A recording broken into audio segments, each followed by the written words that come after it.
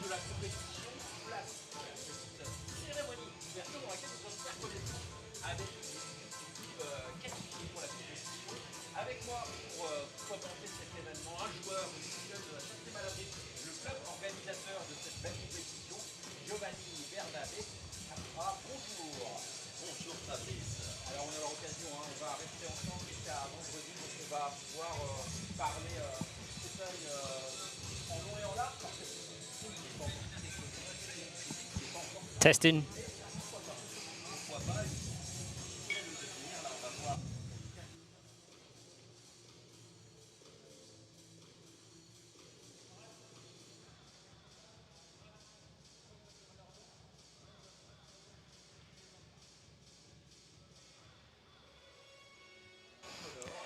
Hello everyone, and a very warm welcome to the 2025 FIPFA Powerchair Football Club World Cup opening ceremony live from the exceptional Prisme Arena here in Bobigny, just outside the heart of Paris. We will pass over to our MC, who will be introducing each of the teams, the officials, the classifiers, before myself, Ryan Sipple, and Charlie McClellan bring you the action of the opening game. Upsilon Chatenay Malabry and Western Sydney Wanderers.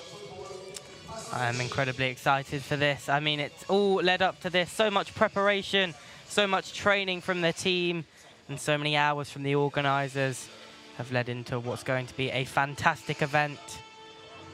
I think that's an understatement, Charlie. We will get on to the significance of this venue and competition as a whole as the week progresses.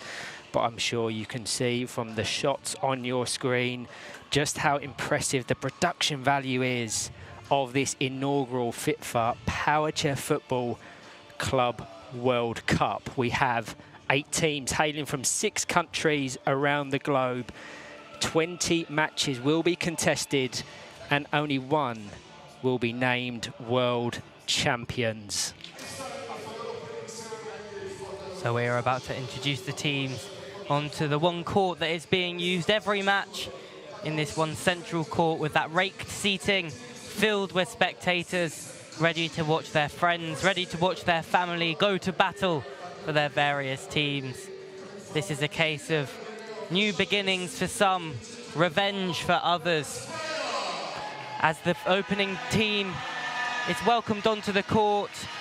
And it's fitting that the last European event was in Paris. It was the FIPFA Champions Cup 2024, and your champions are currently taking to the court. Aspire PFC, led by John Boulding, their captain. Absolutely, they are, followed by Bobby Williams, Jordan Williams, Tom Kelly, John Dixon, Dan McClellan, Sally McNeil, and bearing the flag of Aspire at the back, Rosie Hodgson. They'll be looking to see if they can upgrade their international trophy from a continental one to a worldwide one this week.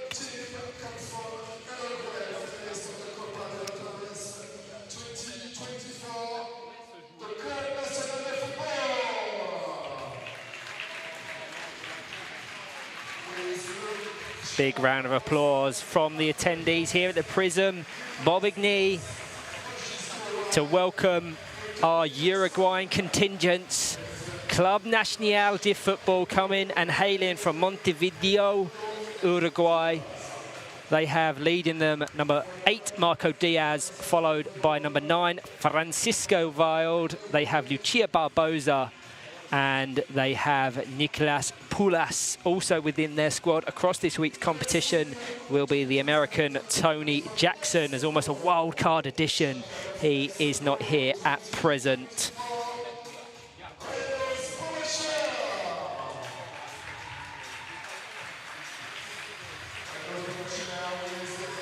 And here come Rayados Powerchair in black and in some navy black and white stripes, hailing from Mexico. This is their first time at a major international club tournament, and they are ready to go. They've been playing in many training games leading up to this, taking on some of the biggest and most fierce competitors in the competition. Yes, they have. Going through their squad in its entirety, number 4, Roberto Camiro. They have number 5, Jesus Osuguera. They have number 9, Ruben Sanchez. They have number 11, Vicente Campos. They have number 14, Mario Gutierrez. And finally, number 29, Ramiro Benevenuti. Coming out to the pyrotechnic arch, we have Tigres de Pacheco from Buenos Aires, Argentina. They are led by the ever impressive number 10, Valentino Zegarelli. Their squad in its entirety: Juan Batista D'Angelo, the number 30, Heber Lopez, number 18, Caleb Manzour, number 13, and Matthias Vignola, number 7. 4 teams out. 4 teams to go.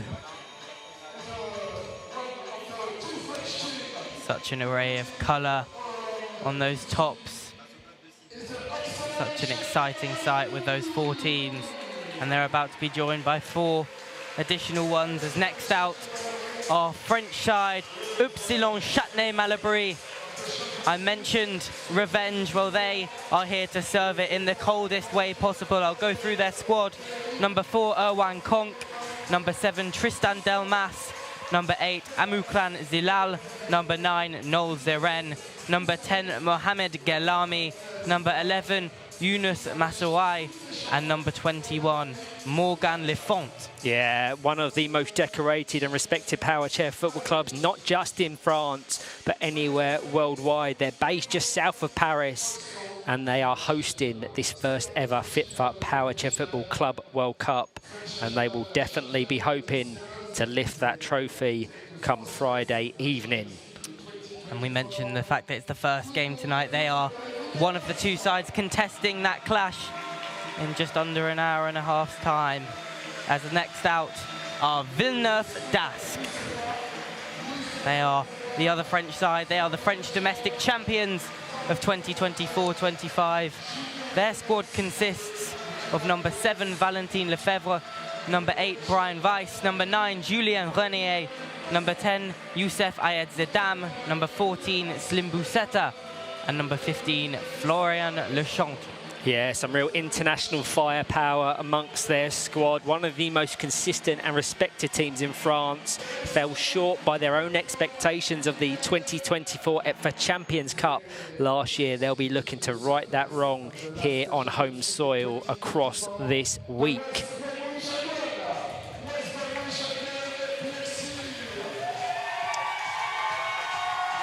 So out comes our second of the English sides competing here today. West Bromwich Albion, knocked out in the semi-finals of the FIPFA Champions Cup last year. They'll be looking to go a couple of steps further this time. I'll go through their squad. It's number 8, Lucas Christa, number 9, Chris Gordon, number 14, Matt Gilbert, number 19, Brad Bates, number 20, Ollie Rock, number 21, Abby Bolt, and number 29, Barris Inel. Yeah, another squad packed with quality from top to bottom. They were also disappointed with falling short of that FIPFA Champions Cup, but like Villeneuve d'Ascq, they have the opportunity to right that wrong as our single Australian contingent comes out. The 2024 APFA National Club Championship winners here competing in their first ever international tournament. It's a fantastic opportunity for them 4 players to really make a mark on the global stage. Their squad, Charlie? They have Andy Waits, number 2, Ben Kite is number 4, number 13 is Jackson Taylor, number 18 is Jonathan Reyes, and they will be joined by an all-star tomorrow morning. That they will. Number 11, Zach Dickey, an American international who's just come off the back of his club nationals for America, as the arena goes wild to spur their teams on ahead of what is going to be a fierce week. Absolutely. Just on Zach Dickey, obviously a major catalyst in that success that secured them the club championships in 2024. This almost wild card inclusion will add a lot of strength, technical ability and leadership into this side, so can't wait to see him. As our MC just welcomes on the match officials of the 2025 FIPFA Powerchair Football Club World Cup. It may not be the most glamorous job at times, but these games cannot happen without a set of very trusted officials. Absolutely, their professionalism, their consistency and commitment help ensure that every game is played to the highest standard with fairness and respect at its core. So a big welcome to our match officials.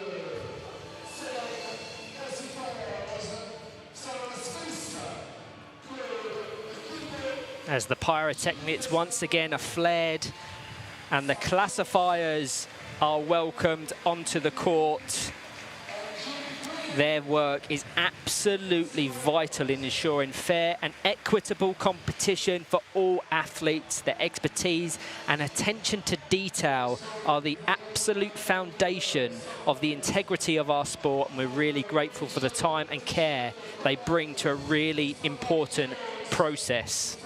They're probably the people that have been working hardest so far as well. As we welcome the FIPFA executive team, JP Barfield, Martin Bevan, Hannah Quitko,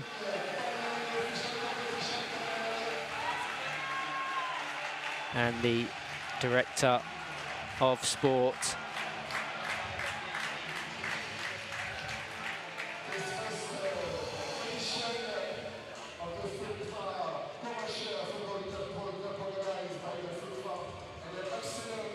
you can see on your screens Abdi, the president of Upsilon Chatenay Malabry, who has been absolutely instrumental in everything you're seeing on your screen. So I just want to take a moment to thank him for all of the hard work he has put into this historic competition. As the FIPFA president, Ricky Stevenson, is welcomed to address the clubs and the watching fans. We will be quiet to allow him the time to address our spectators. Football Club World Cup. Thank you. Ladies and gentlemen, let's welcome you to the 2025 FIPFA Powerchair Football Club World Cup, an extraordinary celebration of resilience, talent and the unifying power of sport. We're honoured to be here in the vibrant city of Paris in France for the first edition of our global Powerchair Club World Cup. Today we proudly welcome 8 exceptional teams from across the world, each representing not only their clubs and countries, but the very spirit of Powerchair football. I extend my deepest gratitude to Upsilon Chatenay Malabry and the local organising committee led by the outstanding Abdi Sebian. Abdi,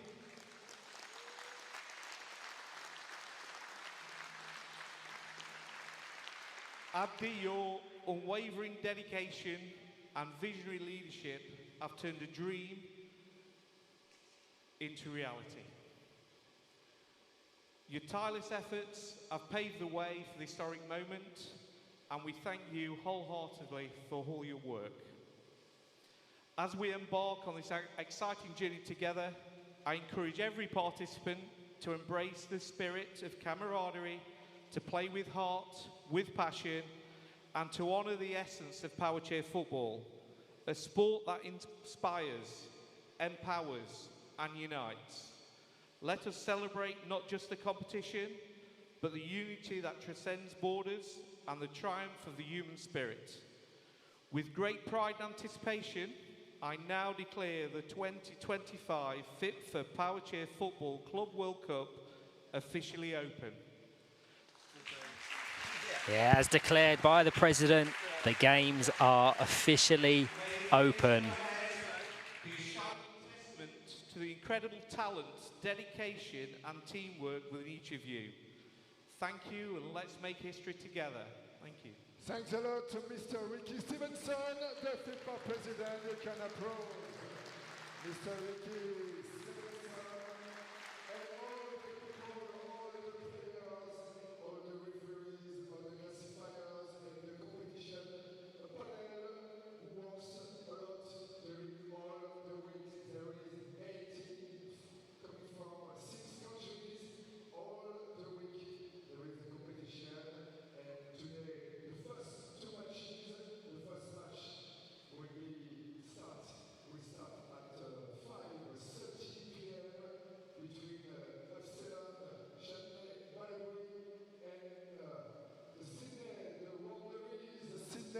Western Sydney Wanderers, the first match of the day. And after, yes, you can applaud also. And the second match of the day, of this first day of the competition, will start at 7:30 p.m. between Villeneuve and the Rayados Powerchair. The second match at 7:30 p.m. Thanks a lot for all your presence and the participation to this opening ceremony. And the first match will take place in more than 1 hour, but you have some music. We have some music to make the ambience during the little break between this opening ceremony and the first match. We start at 5:30 p.m.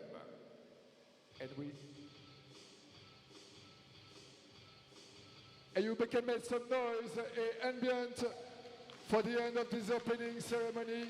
Thanks a lot for all. Yeah, you can make noise. So I think that concludes the opening ceremony. I just want to say a huge thank you to everyone tuning in across the stream. This competition is a historic first for our sport, a moment that's been talked about, planned and dreamt of for many years.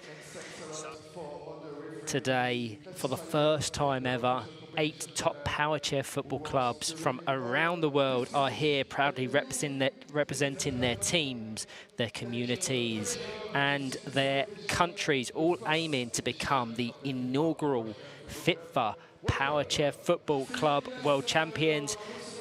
As mentioned, this competition is organised by FIPFA in partnership with Upsilon Chatenay Malabry. This tournament is also proudly supported by FIPFA, Power Soccer Shop and uhlsport. There is really no better place to host an event such as this than the Prisme, which stands for the Pôle de Référence Inclusive Sportif Métropolitain. Prisme is rapidly becoming a central hub for parasport in France, purpose-built with accessibility, equality and elite performance at its heart.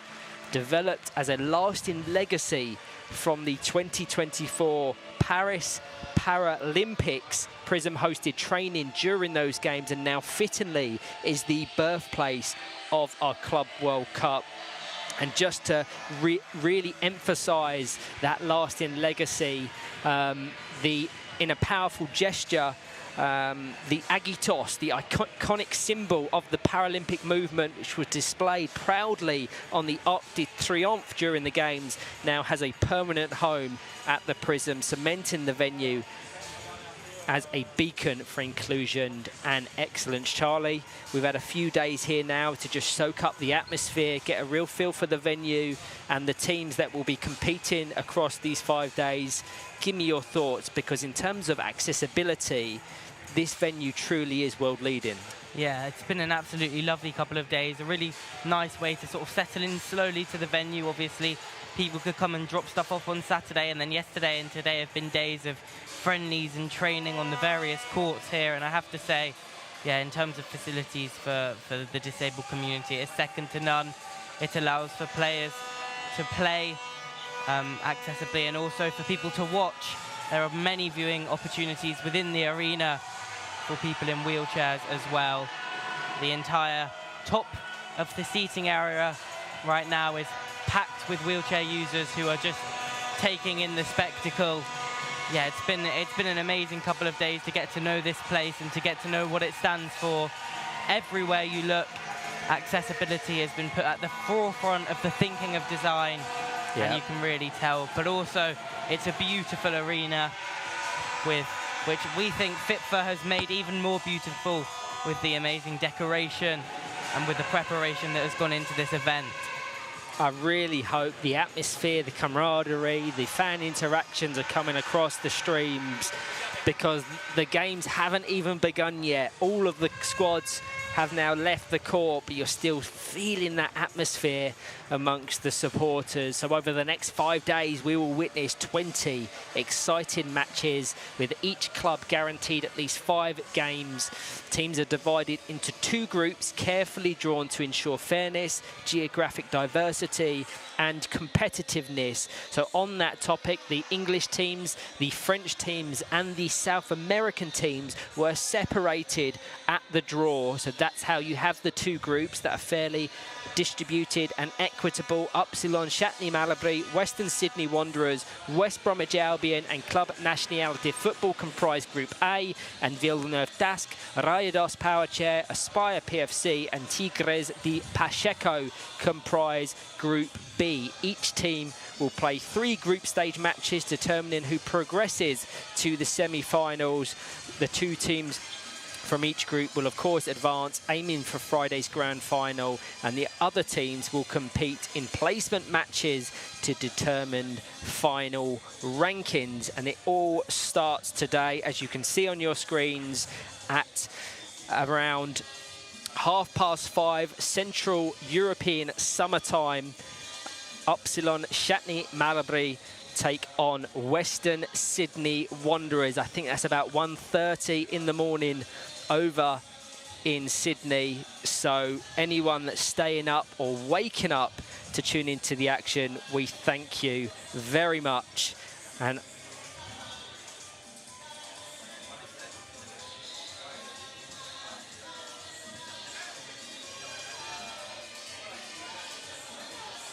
as the courts just prepare to host the 2 teams in around about an hour's time. As we said before we get underway with the first matches, a quick hello from us in the commentary box.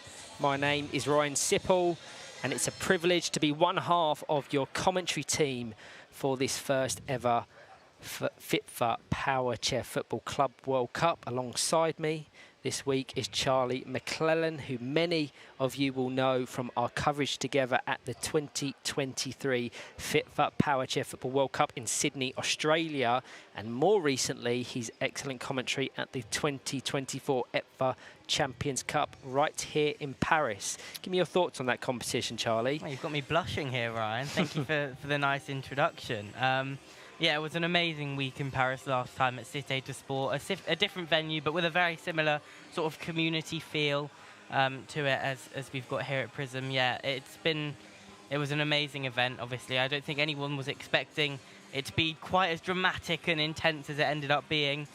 It was so many years in the making after COVID and after everything that had happened. We hadn't had a lot of international football, and then just this explosion of club football in Paris. I mean, it was eye-opening for me to see a lot of clubs play for the first time that I hadn't seen before. I'd never, seen Upsilon and Villeneuve live, which are the ones that are here right now. Of course, we've been quite lucky, Ryan, to see quite a lot of the players that are here today before, whether that be for their clubs or internationally. You look at, for example, Club de Nacional. They have 3 of their 4 players played for Uruguay at the 2023 FIPFA Powerchair Football World Cup. So, yeah, we've seen a lot of it before, but again, every year, I mean, even just from the friendly games we've seen so far, every year the balance shifts, and every year new innovations are found, and that's one of the great things about this sport, really, is that it keeps changing, but it keeps getting better. Yeah, I think it's important to note that the teams had the opportunity to organise friendly fixtures themselves. Each were allocated certain court time. So the court you're seeing on your screens at present is one of 2 here at the Prisme. There's an equivalent size the other side of the venue, where we've had some really intriguing matchups between some of our 8 clubs.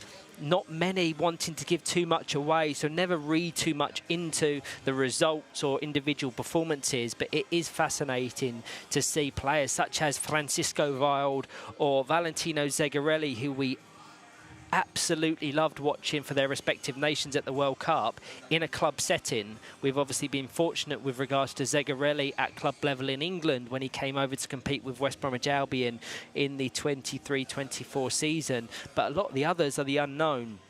And for me, I'm really fascinated to see Rayados Powerchair. Obviously, they are very synonymous with Monterrey, and it's almost a religion out there in Mexico. That they've brought such fantastic support. It's out of your shot at present, but they've brought a huge flag that says the Rayados Powerchair.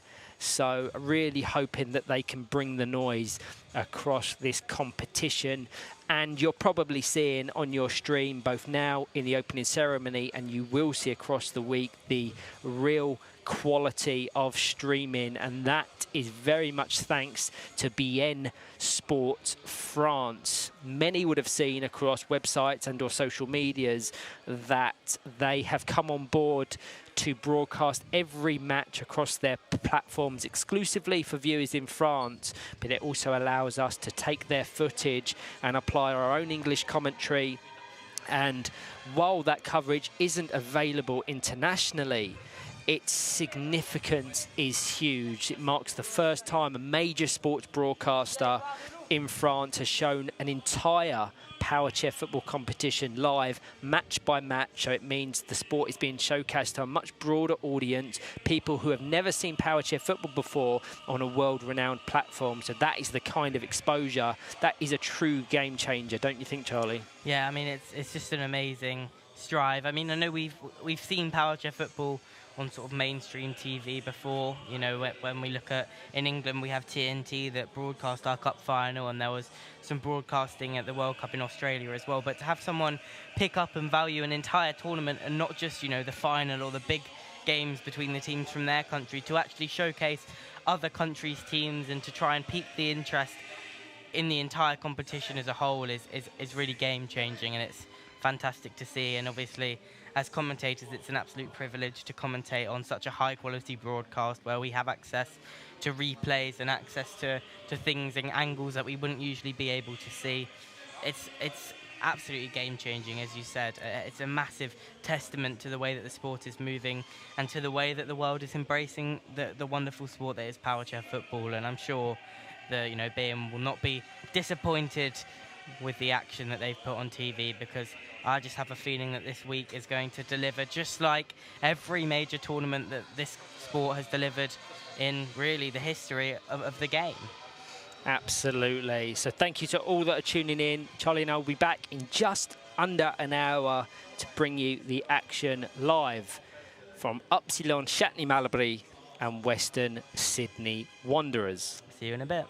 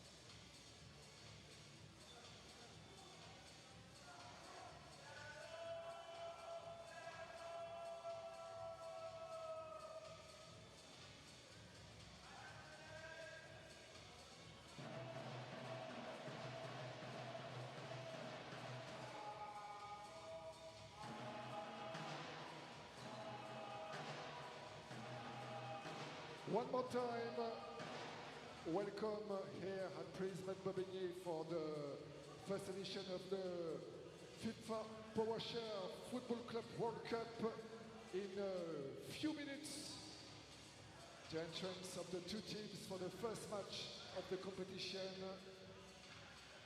between Upsilon Chatenay Malabry and Western Sydney Wanderers. The first match of the competition, the kickoff is played in 20 minutes before the kickoff and the entrance of the two teams in few minutes.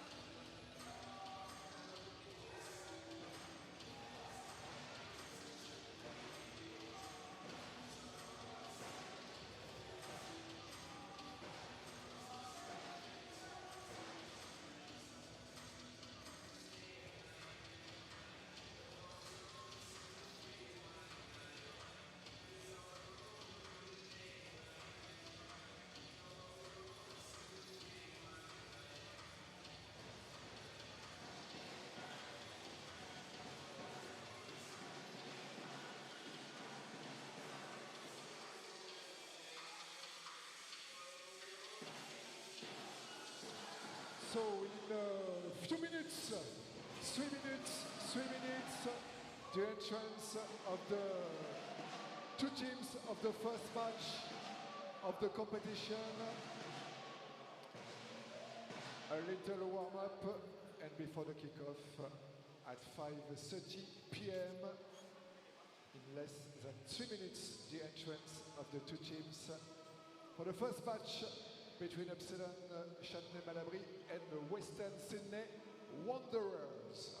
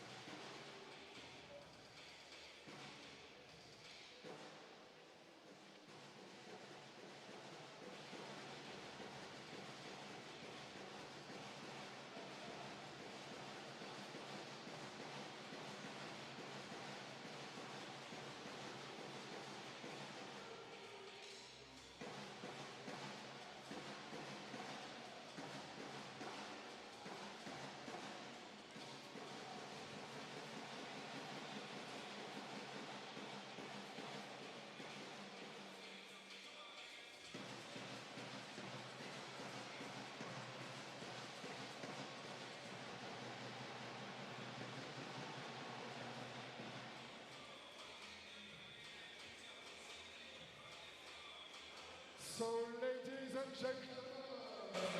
Hello everyone, and a very warm welcome to the start of a brand new chapter in Powerchair football history. We're coming to you live from the Prisme Arena in Bobigny, just outside central Paris, and today we witness the dawn of a landmark moment, the very first match of the 2025 FIPFA Powerchair Football Club World Cup.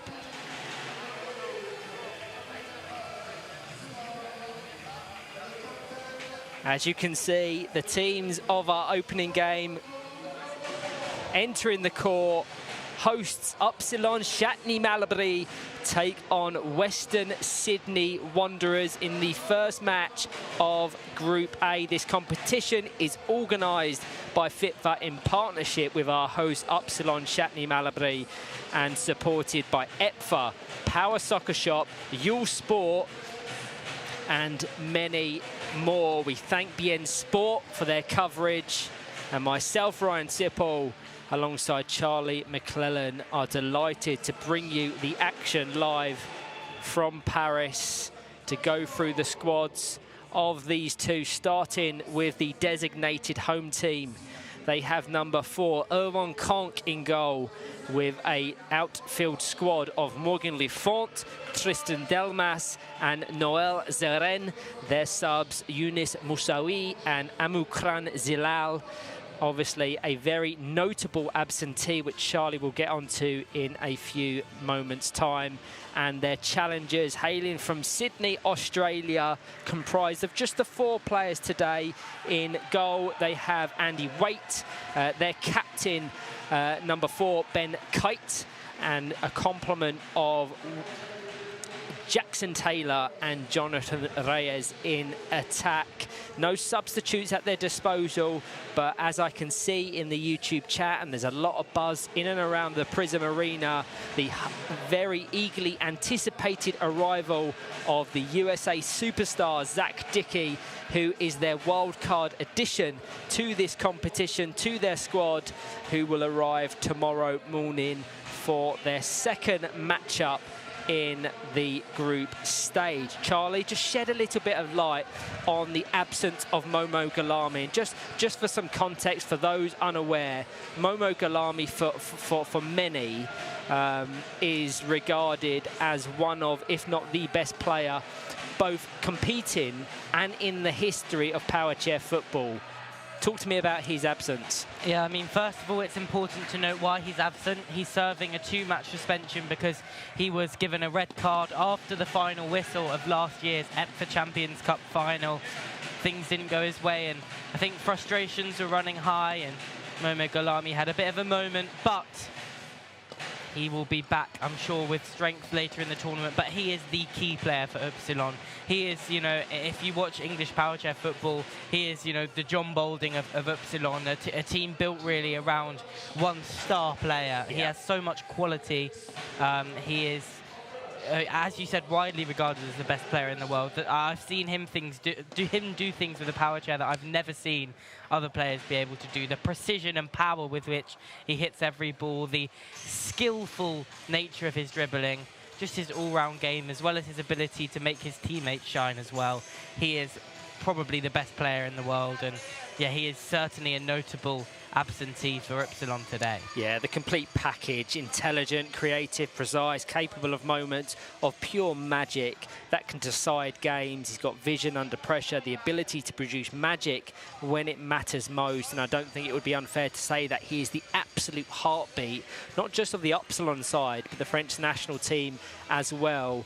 So will his miss affect Upsilon in their group stage? He misses the Western Sydney Wanderers fixture here, and also, probably more significantly, the game against West Bromwich Albion that is set to take place tomorrow morning. So a lot of talking points. Western Sydney Wanderers, let's add a little bit of context to their journey on how they earned their ticket to the inaugural 2025 FIPFA Powerchair Football Club World Cup.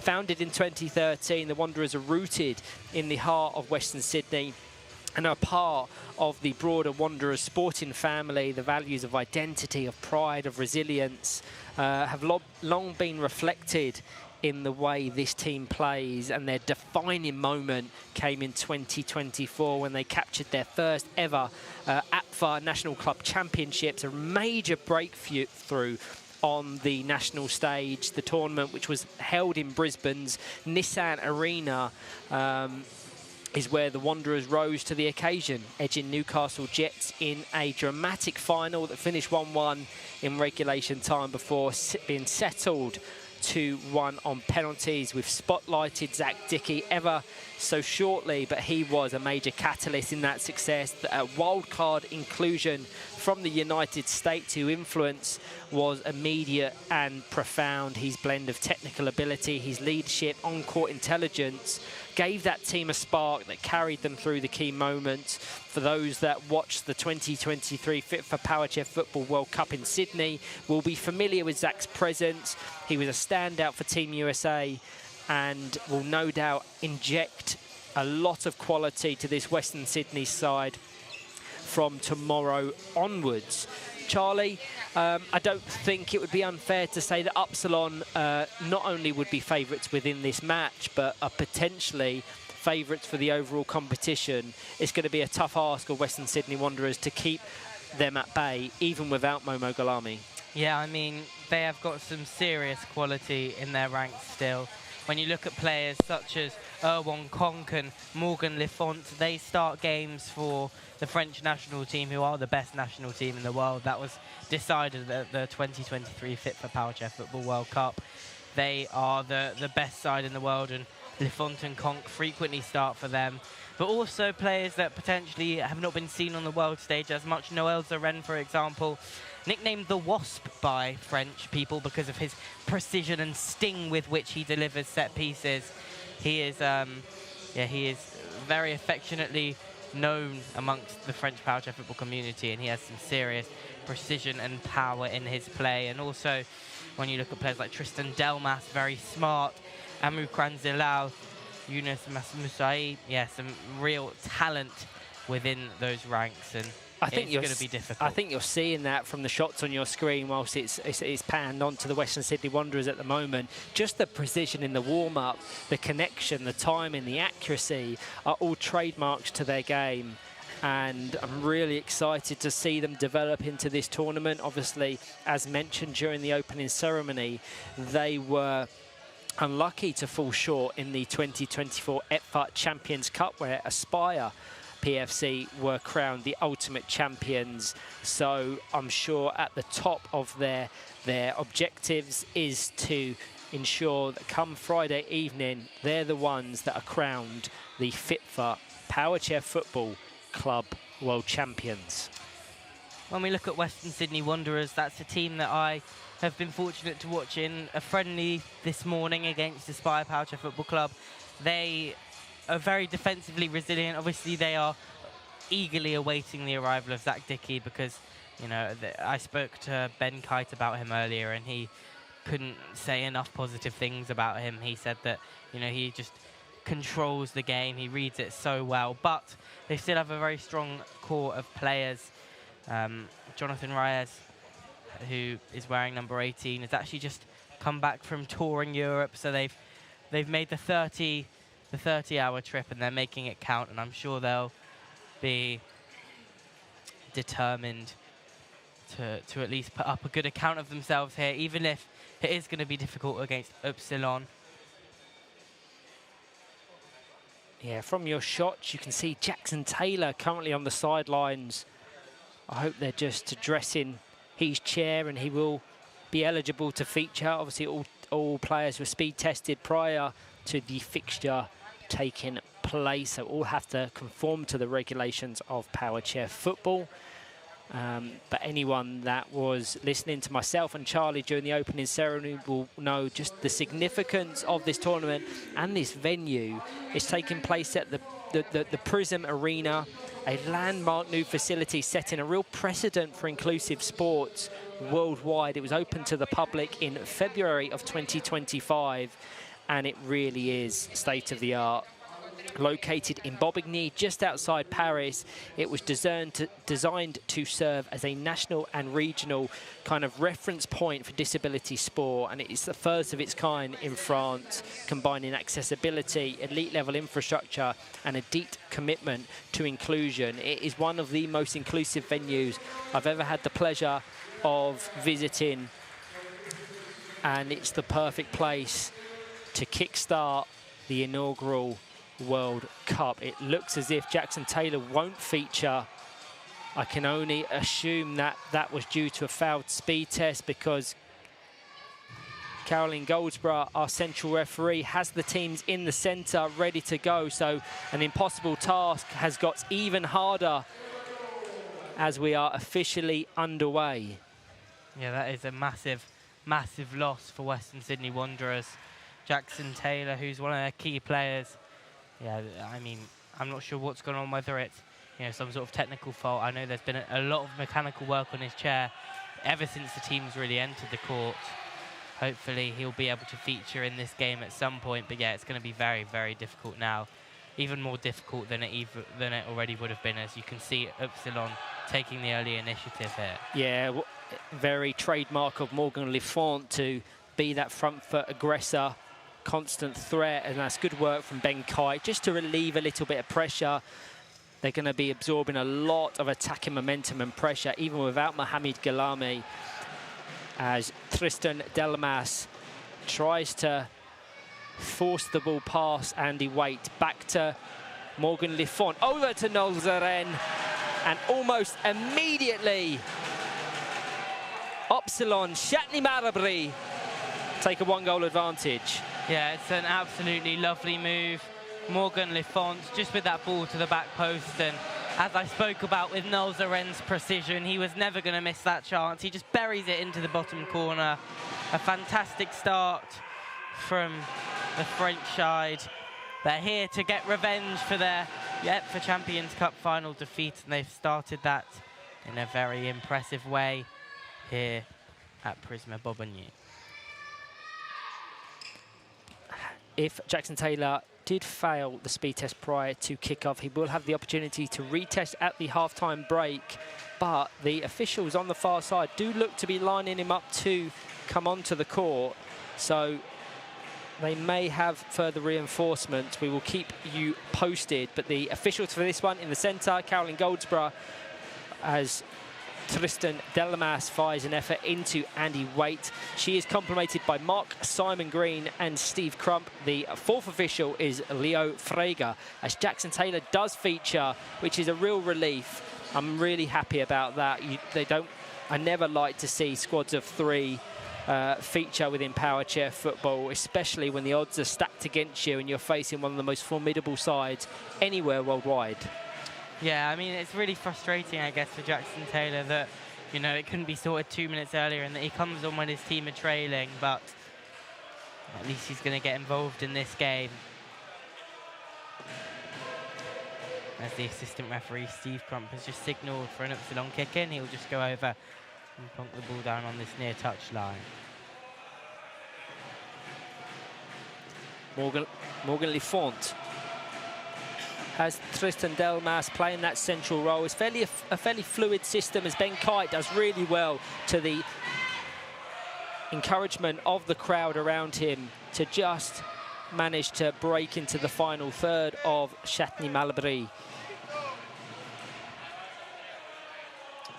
Yeah, it was a good foray into opposition territory there from Ben Kite, but he's now been forced back almost into his own penalty area here.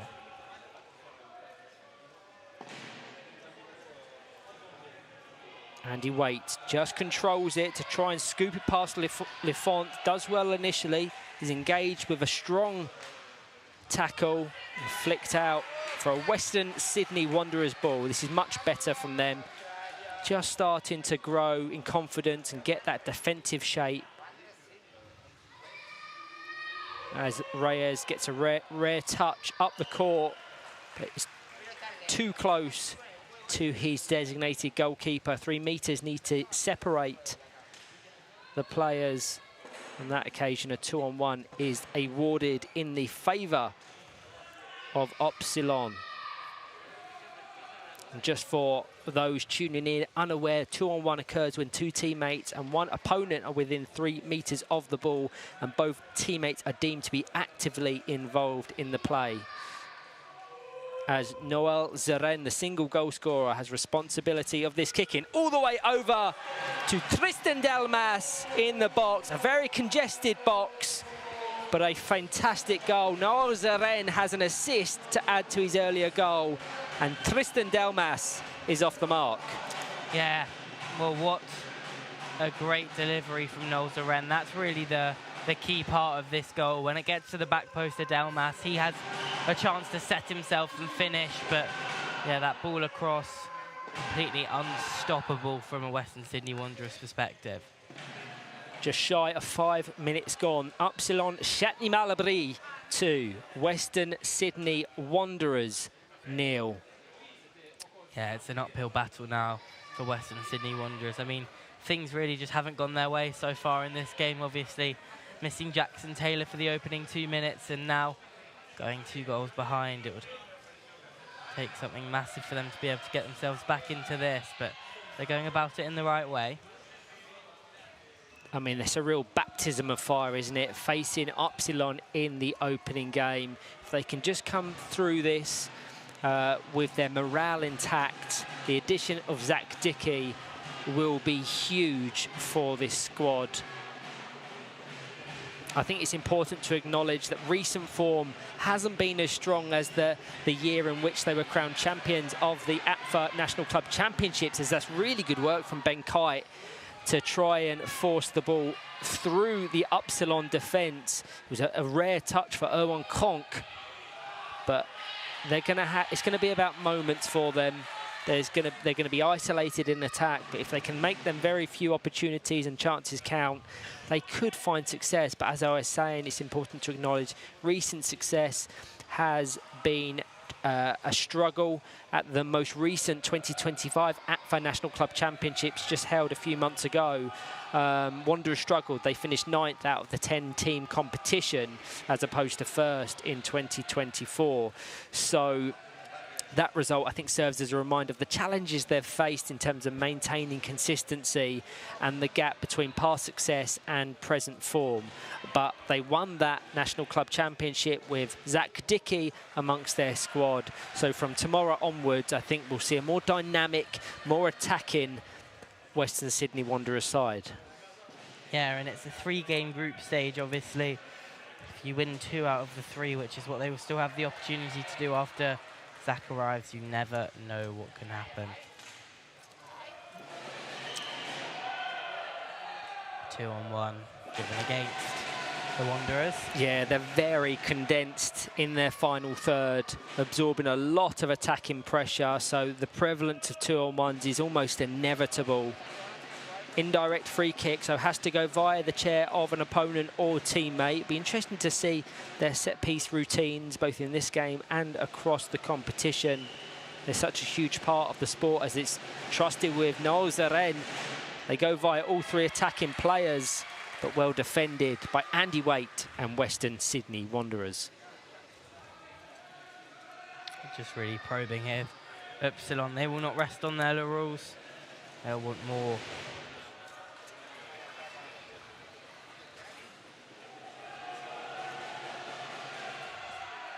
You mentioned a disappointing campaign in 2025 for Western Sydney Wanderers. If there was a shining light, it will have been Ben Kite, their top scorer in the competition, scoring 3 goals. And goals are not plentiful. There's a good save from Jackson Taylor. Yeah, fantastic save from him. Looked almost an inevitable goal for Upsilon, but he remained resolute, and that set piece from Noel Zaren fired off the front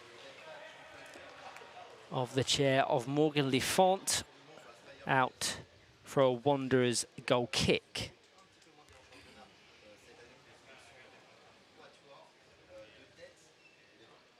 Jackson Taylor to take into Andy Waite. Very conservative approach. They're just trying to mitigate the risks as best possible as Andy Waite advances all the way up the court.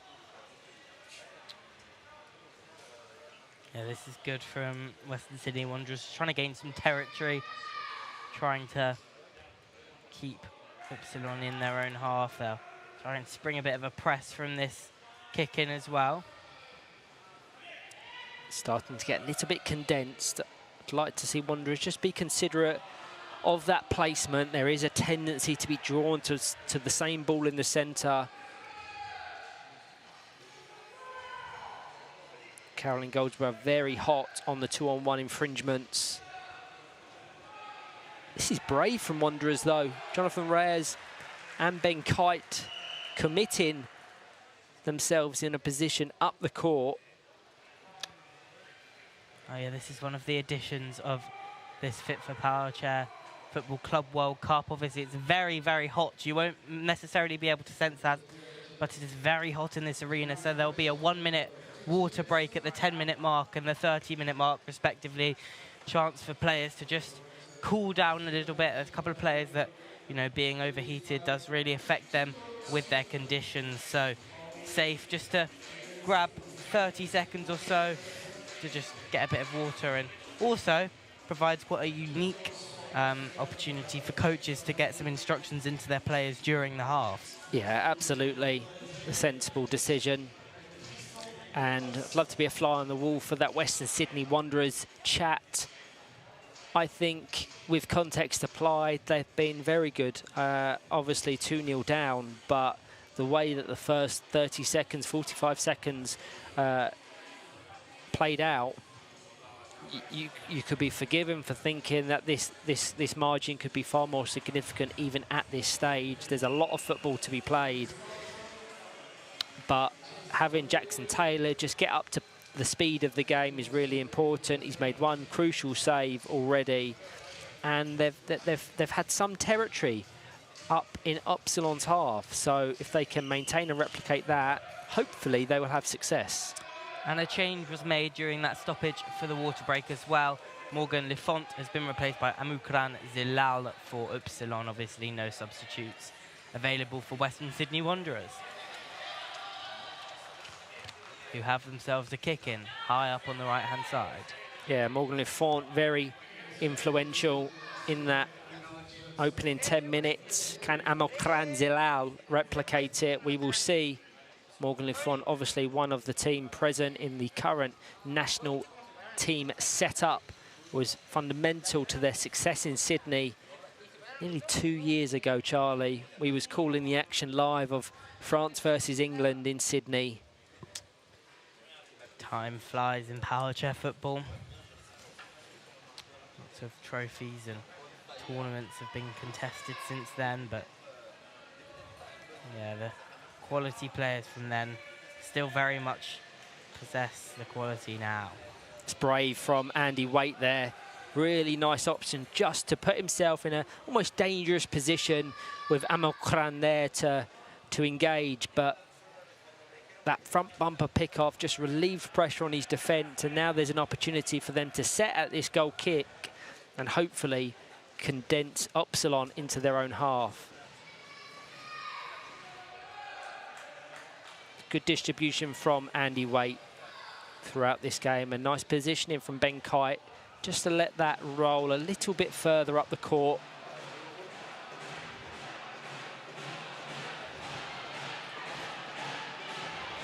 Yeah, good play from Ben Kite. Takes position in the Upsilon penalty box.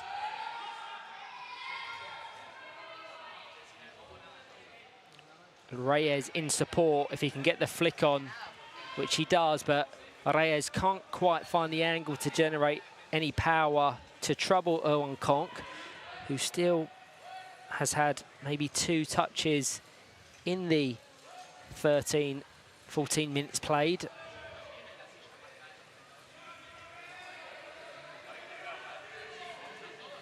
It's a very unique and quite intelligent idea from Noel Zaren to go all the way around there and play the ball across field to Zilal. Didn't quite get the connection I think he was hoping for, but 2-on-1 obviously. When Andy Waite leaves his penalty area, he becomes exempt from that rule that protects goalkeepers from 2-on-1s, and this is another chance. And with the set-piece prowess that Upsilon possess, this could be a very costly mistake. Yeah, I suspect Trishan Delmas will be the intended target, if not Amoukran, who's wedged between Jackson Taylor and Andy Waite. No accuracy from Noel Zaren, which is a rare thing to say when referencing his performance so far.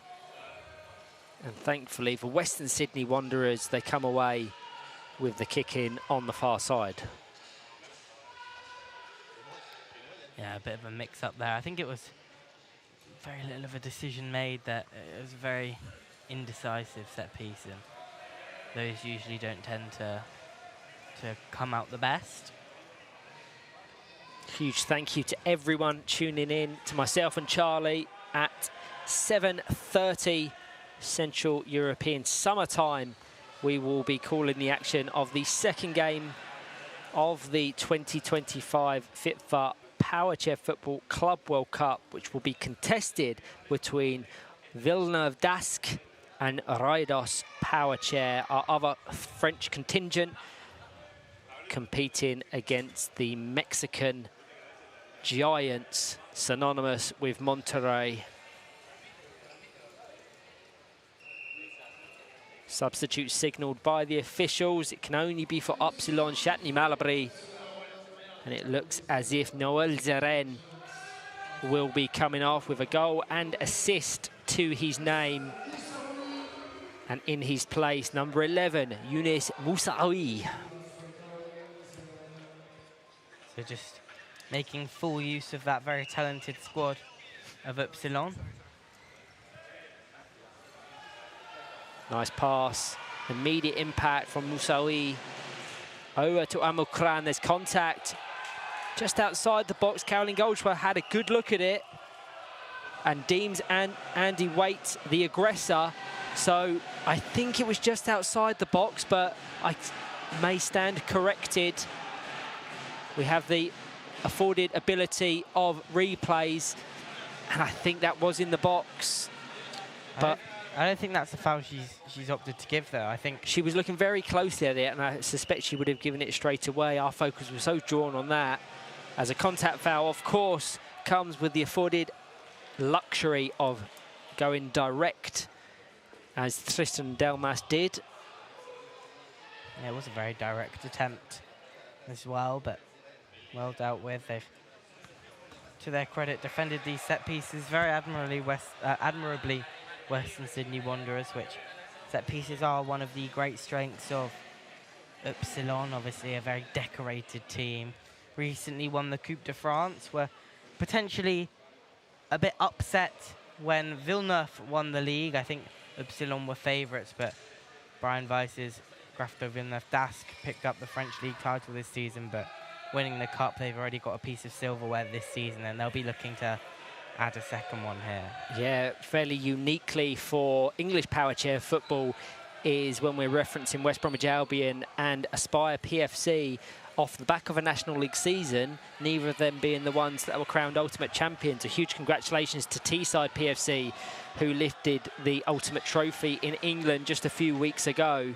So there's going to be the real bit between the teeth of our English teams to right the wrong of the National League. So really interesting. I'll be fascinated to gauge the viewing audiences if you comment your predictions both in the individual fixtures and the overall tournament.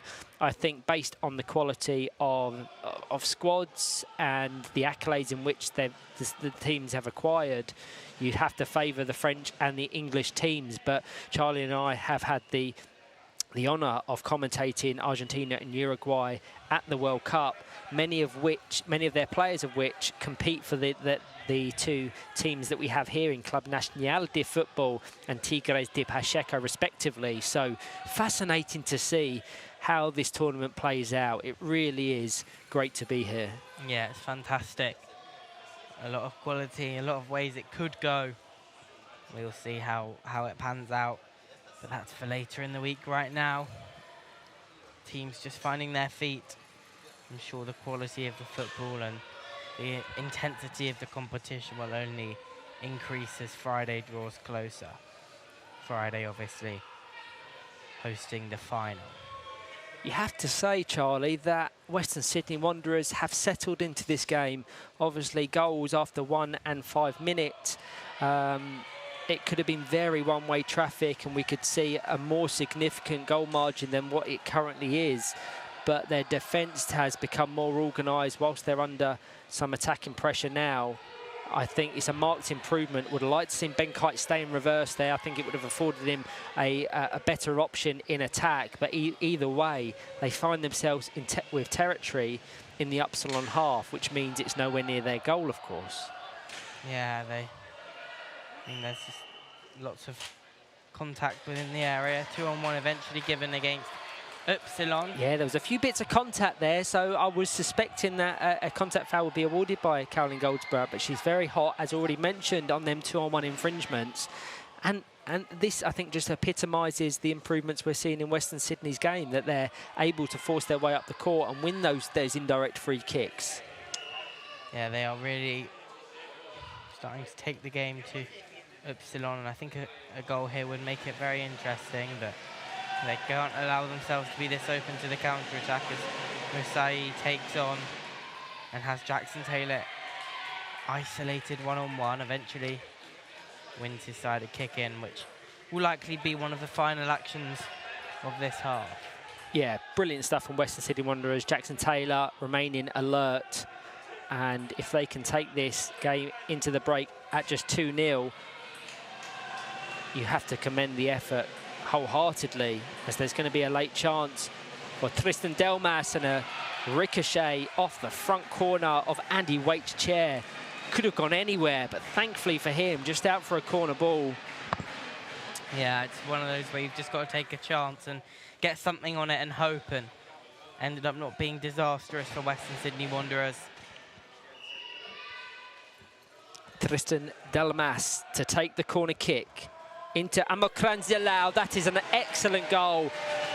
Amokranzialau acted as that screen, that dummy, which gave Youssef Moussaoui the space, the time to fire an effort goal bound. And whilst it's disappointing from a Western Sydney Wanderers point of view, pure quality, Charlie. Yeah, it's a great goal. I mean, Tristan Delmas's delivery was another absolute pinpoint one. So much power on it, which is what really took it beyond the Western Sydney Wanderers defenders. And then, yeah, a very composed finish from Yunus Mesai, who gets his first goal of the tournament as the half-time whistle sounds. So, despite Western Sydney Wanderers growing into that first half, they are stung with a killer third goal just before the break. That must be really, really frustrating for them. But an overall entertaining first half of the FIPFA Powerchair Football Club World Cup 2025. Yeah, and whilst I focused some significance on the context around Western Sydney Wanderers struggling in the most recent APFA National Club Championships, I want to emphasise and reiterate that their place here at the Club World Cup is fully earned, secured by that 2024 title. And with that winning squad largely intact, they arrived to Paris with really valuable experience and the ability to surprise teams. And I don't think it's unfair to say within that 2024 Club Championships, they were kind of the surprise packages. But add Zach Dickey to this side, not only adds added depth and quality, it gives the coaches the afforded ability to mix things up, switch things tactically and technically, whereas at the moment they can only switch things up in terms of player positioning. Yeah, I mean, it's going to be a massive boost, him coming in. Zach, obviously, such an infectious presence, a very loud and charismatic player. It's going to be massive, his introduction. I think Western Sydney Wanderers, from the conversations I was having with some of their players earlier today and yesterday in the hotel lobby, while they, of course, valued the importance of this game as the opener of the tournament and of a game that they could achieve something from, I think they're targeting their next two with Zach in the side as the ones where they really have the opportunity to shine. Yeah, a huge thank you to everyone that's tuning in. I think you can probably see from this broadcast, from the varied camera angles, from the interactive LED boards and the large screens that adorn either side of the Prism Arena. I don't think, Charlie, it's definitely akin to the production value we had at the World Cup final. And this shows that even though it's a domestic international competition, the Club World Cup, to have this level of production from start to finish is a huge thank you to all the hard work that's gone on behind the scenes. Obviously, BN Sports, who are broadcasting every match live on their platforms exclusively for viewers in France, are the reason we have this production value. So a huge thank you to them.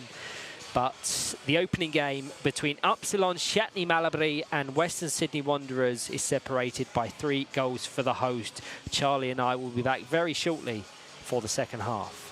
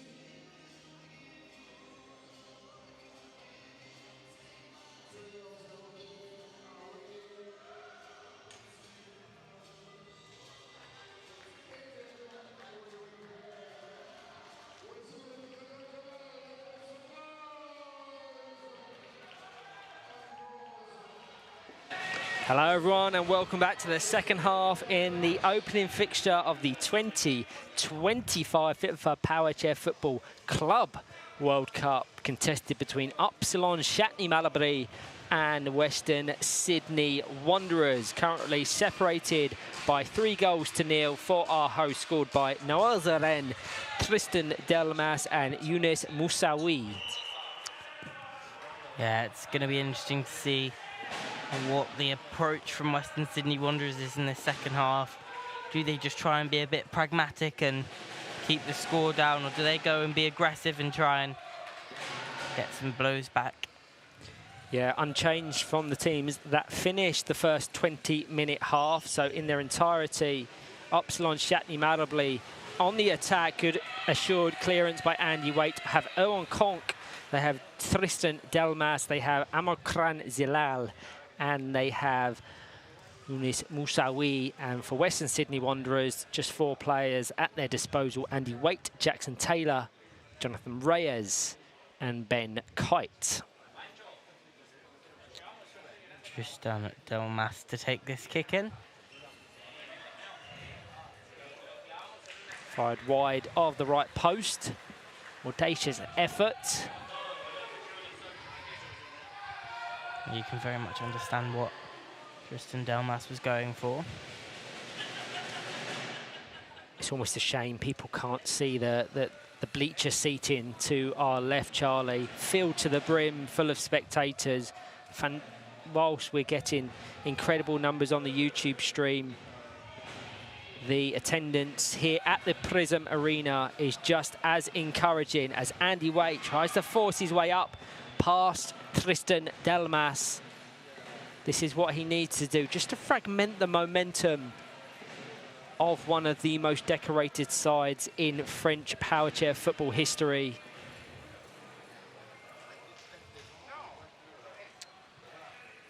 Kick in for Upsilon despite the appeals of the Western Sydney Wanderers coaching staff.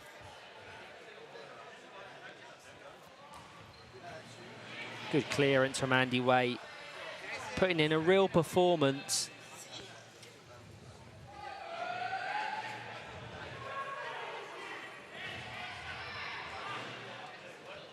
Amokran Zilal into Delmas. It wasn't set necessarily to take it, so Ben Kite able to close the gap almost immediately. But he's happy to let that roll out of play for a corner kick. This seemed to be their Achilles heel in the first half. Tristan Delmas with fantastic distribution. Keep an eye on Amokran Zilal. He was kind of the screen, the dummy, feinted as if he was going to engage the ball, and then Moussaoui was there at the back post. Can they replicate it? They do exactly that. Carbon copy finish from that of their third. Upsilon Chatenay Malabry for Western Sydney Wanderers 0.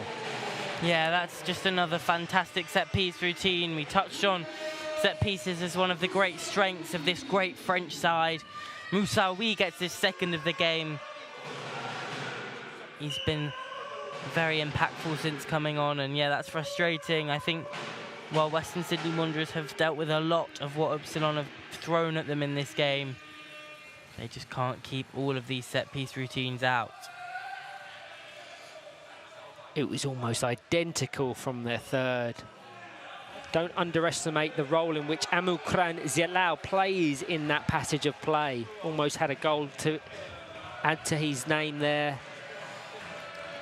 Yeah, I think the dummy, the faked movement from Zilal is so important. And it's the timing of it as well, because obviously if you time it wrong, then nobody's going to fall for anything. But just such intelligence movement from the number 8.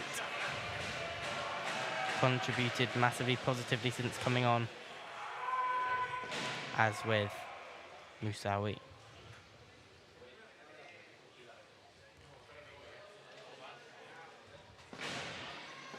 Upsilon Chatenay Malabry's second game in the competition is against West Bromwich Albion tomorrow at 2:30 here in Paris. Western Sydney Wanderers take on Club Nationalité Football at 6 o'clock.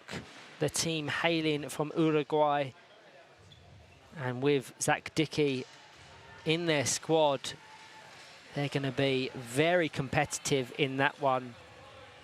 Club National de Football, certainly for us, Charlie, are almost the unknowns. We're not exposed to South American Powerchair football as much as we are here in Europe. So excited to see if that international influence with what they can do with their national teams is imparted on their clubs. Yeah, it will be really, really interesting to see. As Jonathan Reyes battling away out on the left-hand side. Okay, another set piece, and they're setting up to almost replicate those two earlier goals. Delmas has the accuracy, but Andy Waite there just to nick it out at the very end. Otherwise, Moussaoui would have been on for his hat-trick. And what a way to introduce yourself on the global stage. And don't underestimate the fact that this is the global stage, being the Club World Cup. Ricochet could have gone anywhere. Falls kindly to Andy Waite to try and break the lines and get Western Sydney Wanderers into the Upsilon half. Yeah, I think what they did really well there is they just ignored the presence of Zilal. It's easier said than done to not fall for the dummy, but they recognised that he probably wasn't going to be getting involved in that set piece, and so just allowed him to do what he wanted to do, focusing on the taker and the back post area. Moussaoui does look hungry to try and get that third goal, though, as you've mentioned. It would be a stellar performance in the opening game of this tournament. Delmas trying to find Moussaoui, but well set and organised by Western Sydney Wanderers. Amokran Zilal with a 1-2 between Moussaoui. Almost the unexpected intention there of Amokran Zilal.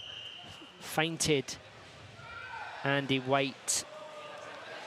Yeah, I absolutely love that pass from Amokran Zilal. Just frustrating that Younes Moussaoui wasn't quite ready for it, it didn't seem. Because, yeah, that was beautiful play.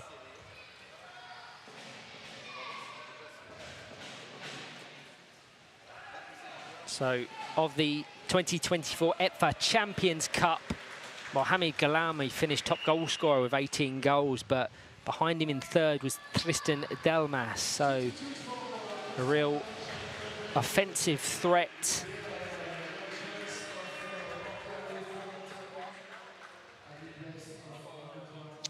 So off goes Amokran Zilal. A good, accomplished performance from him. Morgan Lefont reintroduced. And he is a very experienced player. He scored the goal in that World Cup final for the French national team. He's a player who's been there and done it at the highest level on several occasions now.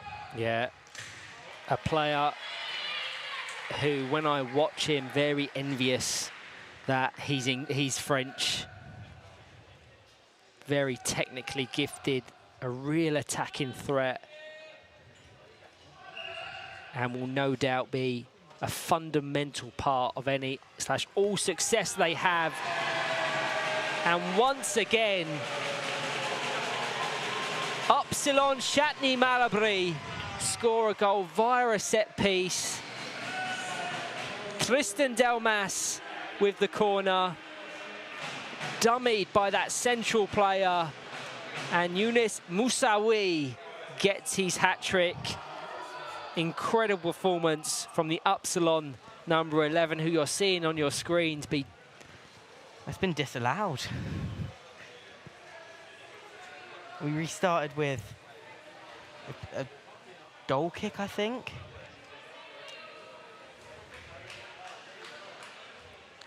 I mean, the graphic shows 5, but I think it's been disallowed for a 2-on-1. I think it was that dummy player that just didn't get out of the way quick enough. Yeah. Interesting decision. But despite that graphic on your screens, I do believe only 4 goals currently separate them. So Moussaoui will have to wait for his hat-trick. That's really frustrating.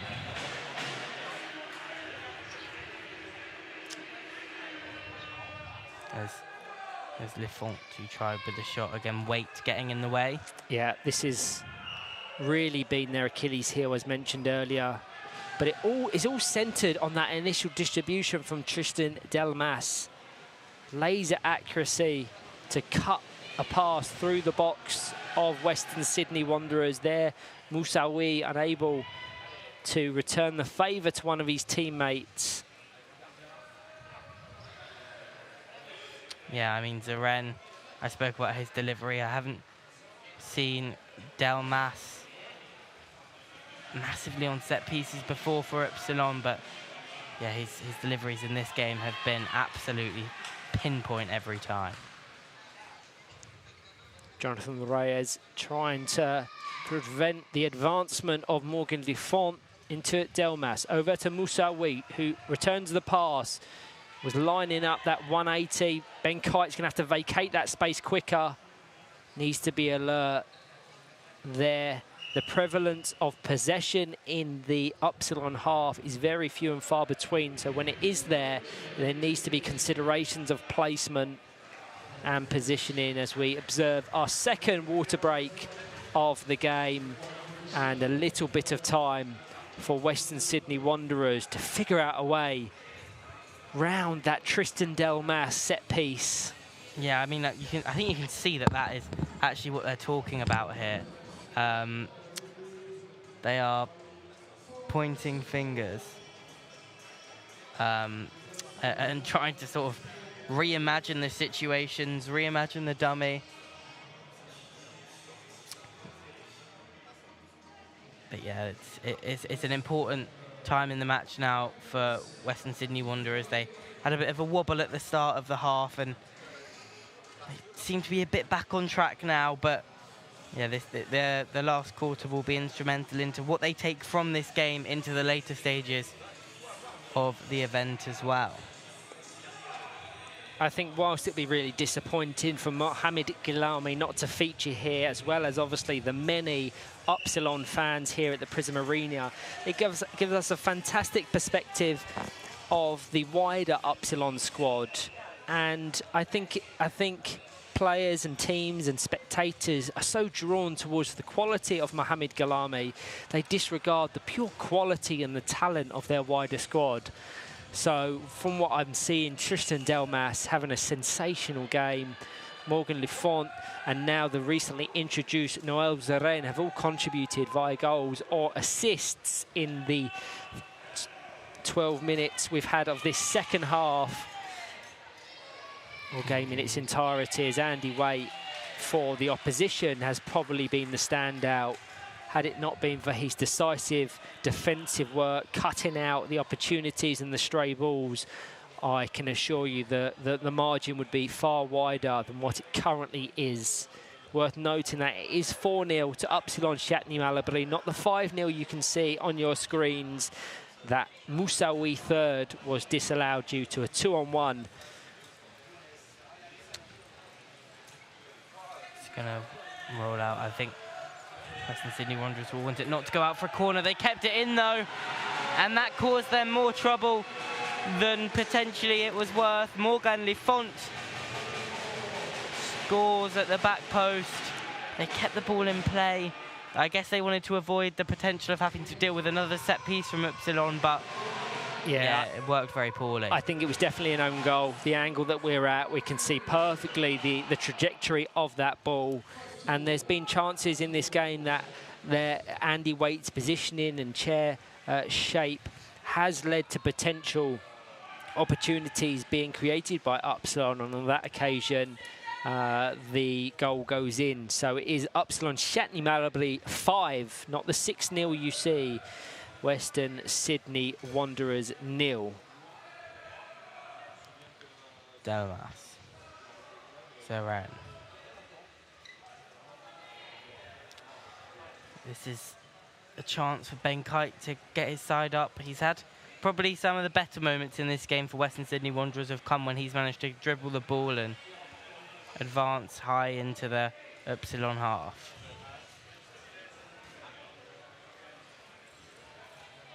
Noel Zeren, attempt at goal, fires it goal bound. Nothing Jackson Taylor or Andy Waite could do to prevent that. Upsilon Chatenay Malabry 6. Western Sydney Wanderers 0. Yeah, it's becoming a bit of a clinic, this, from Upsilon, and just how to be relentless at all times. They have been absolutely non-stop in their second half. Set piece after set piece, attack after attack, and they are getting the return in terms of goals that they deserve from it as well. It's a hat-trick of assists from Morgan Lefont. And Noel Zeren second. He scored in the first minute. He scored in the 35th. Just over 4.5 minutes plus any additional time left. And whilst on paper, it looks like a really disappointing defeat for Western Sydney Wanderers, the context of Upsilon Chatenay Malabry being tournament favourites in many people's eyes, and the fact they've got a depleted squad from the one that won that championships, but from tomorrow onwards, Zach Dickey will be present and they will be far more competitive. I think a real learning experience for their squad as they're going to be tested here. Noel Zeren looking for his hat-trick. Yeah, they really are just non-stop here. But I agree with you about Western Sydney Wanderers. I think every game gives them a chance to learn. That's what they've said. They've said they're here to learn and here to experience and to get the life experience. It's very expensive and time expending, like, undertaking from all of these players to come from Sydney, Australia, or across the world to Paris for this event. They want to leave it with more than just a placement. They want to leave it with new memories and a newfound knowledge and love for the game of Powerchair football. And even in tough moments like this game and this second half especially, there is always that shining light of gaining new experience for these Western Sydney Wanderers players. Andy Waite with the free kick into Ben Kite, just guides it into the half, but quickly scooped up by Tristan Delmas. And Owen Conk is nothing more than a spectator for this fixture. Yeah, the goalkeeper will probably be quite pleased with that, though, deep down. I know everyone wants to be involved, but if the ball's not coming his way, then it usually means a good performance, you'd assume, as Upsilon just moving the ball around. Again, it's that tendency for the Western Sydney Wanderers players to be drawn into that same central ball. Thankfully for them, the slight contact from Morgan Lefont was awarded prior to that 2-on-1. So a direct free kick will resume play. 2.5 minutes to go.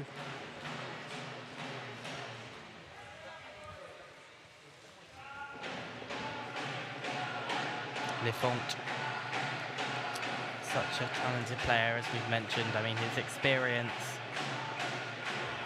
This is the four that started the game. You'd probably say, despite the performances of Amukran Zilal and Yunus Musai, which probably gave more sort of food for thought to Upsilon, you'd say this is four that they've got on right now. It's probably the four that is the strongest when they don't have Galami available. These four players, plus Momo Galami, were the ones that were rotated in that FIPFA Champions Cup final against Aspire last year, and that final, incidentally, is something that has been mentioned on the social media profiles of all of these players as one of the main reasons that they are so hungry coming into this FIPFA Powerchair Football Club World Cup. They feel things that didn't go their way. They are disappointed. They wanted that big victory in an international tournament on home turf, an international tournament that they were hosting. Aspire PFC ruined that party for them with a 1-0 victory last year. But yeah, they are back with a vengeance this year, stronger. I think that really set the precedent, didn't it, of what's possible. That FIPFA Champions Cup, the exposure, the broadcast, the quality of football was just amazing. So if you're an Upsilon Chatenay Malabry you're wanting to ensure come Friday evening, you're the ones lifting that trophy and the proud title of world champions. Indeed you are, they. As we've just had a brief stoppage. Andy Waite bypasses Noel Zeren, met by Tristan Delmas. That's good work from the Western Sydney Wanderers number 2. Is Erwan Conk going to get a very rare touch? The defensive screen of Tristan Delmas ensures that is not the case as we tick over into additional time. There's been a fair amount of stoppages, but I don't think there'll be more than a minute or two added as Andy Waite has a kick in, advanced up the court into Jonathan Reyes. There's going to be a chance here for Noel Zeren. Jackson Taylor has to be aware, which he is, into Ben Kite. Tristan Delmas over to Zeren, trying to switch the play. Goes out for an Upsilon ball. That's a great delivery from Zeren as well. So much power. But we are approaching the final seconds here. As Erwan Conk, he gets his touch. Involved, yeah. Very rare for him in this game, but gets an involvement, and that's a great ball.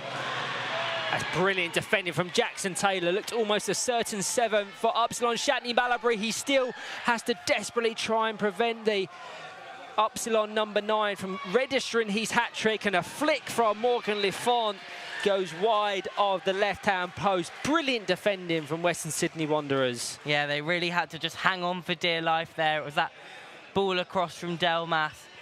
Zeren gets it. It's really actually close from Zeren. He did really well with it, considering it's not really in a favourable angle for him. He nearly manages to get it in that near post, but yeah, a fantastic save from Jackson Taylor, and then just scramble it away, Western Sydney Wanderers.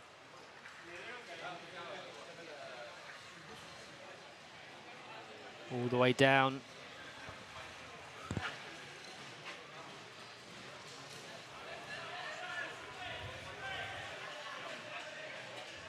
Now Zeren. One last chance for our hosts. Fired into the gap. That time, Noel Zeren with sensational delivery, threaded through the eye of the needle. And on the other side, Tristan Delmas was there to capitalise. It's obviously something they work on week in, week out. Absolutely clinical. Yeah, the quality of the deliveries of set pieces in this game has been absolutely outstanding from Upsilon. It's been really the difference between these two sides. Of course, they've scored some goals from open play, but really the set pieces have been what's boosted the scoreline for them. They are just so effective from them. And they are 7-0 up, and really every goal has just been a moment of pure quality. And also you've been able to see, as you said, that those hours that they undoubtedly spend on set pieces on the training pitch, you see them coming into direct effect and having a direct correlation on the game as well.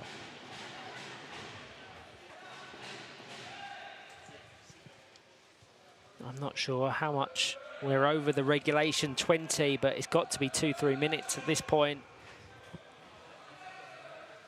As Caroline Goldsborough, our referee, does glance at her watch, has the whistle in her mouth, and signals the end of the opening game of the FIPFA Powerchair Football Club World Cup.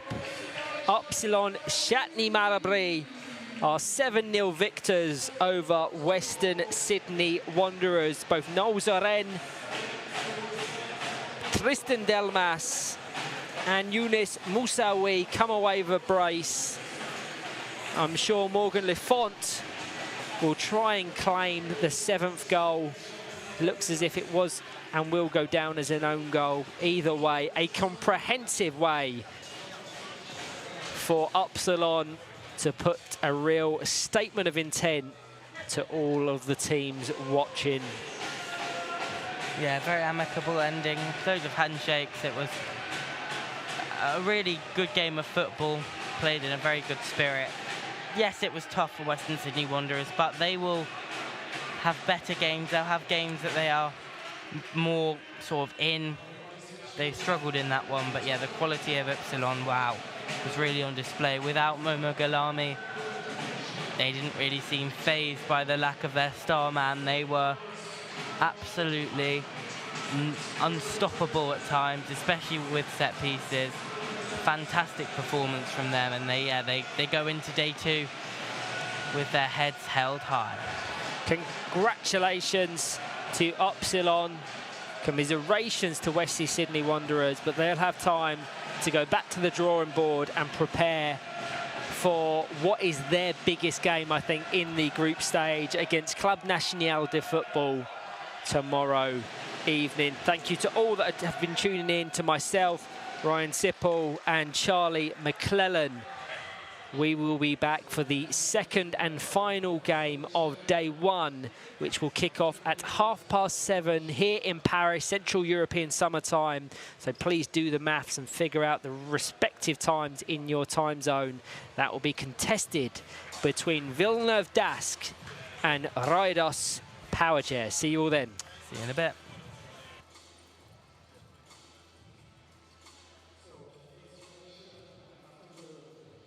Victory. I'm with Morgan Lefante.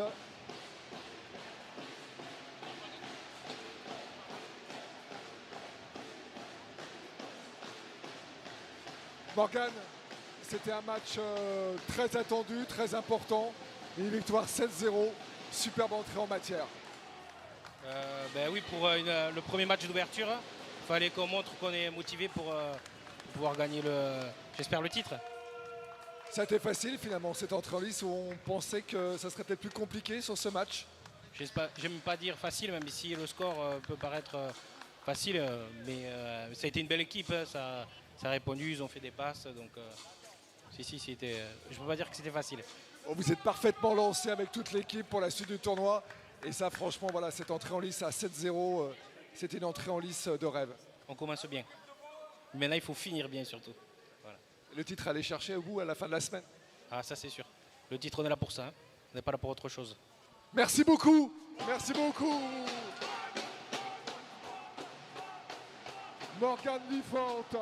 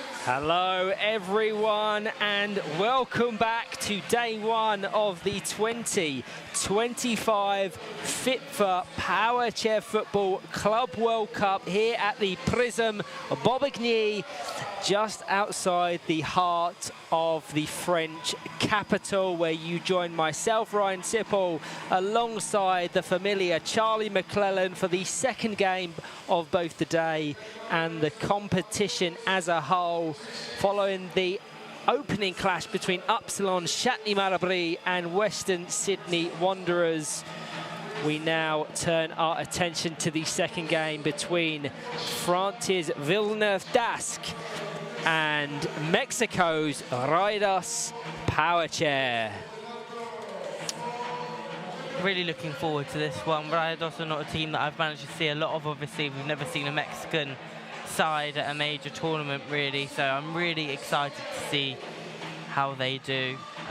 It's going to be a really entertaining game. I've seen promising signs in a couple of the friendlies I've watched involving Rayados, and then Villeneuve Dasc, always a great watch. Brian Weiss especially is one of my favourite players to view. He's just absolutely sensational. The captain there, you can see on your screens wearing number 8. Absolutely. I think Villeneuve come into this competition as one of the most respected and stable clubs in French powerchair football history. They're based in northern France, where they've earned the reputation for their tactical organisation and their team-first mentality. Their squad is a real blend of experience and international pedigree, as Charlie just touched on. Players like Brian Weiss, players like Julien Renier, both French internationals, central to the recent 2023 FIPFA Powerchair Football World Cup success for the French. And they're also complemented by players like Florian Lechantre, who is a Belgian international who supported Belgium qualifying for the upcoming 2025 FIPFA Nations Cup, which will take place in Italy in September. So together with the other players present, they form a real core of solid, quality players capable of frustrating opponents and seizing key moments. Their opponents, Rayados Powerchair, are making their international debut and arrive in Paris as Mexican national champions of 2024, representing the Monterrey-based club Rayados. They are one of the country's most iconic names in mainstream football, and their running game equivalents are currently competed in the FIFA Club World Cup in America. So there is serious pedigree when it comes to Rayados. Players like Sergio Ramos of the running game currently competing with their side. So just shows the calibre of opposition, just like with Western Sydney Wanderers against Upsilon in game one.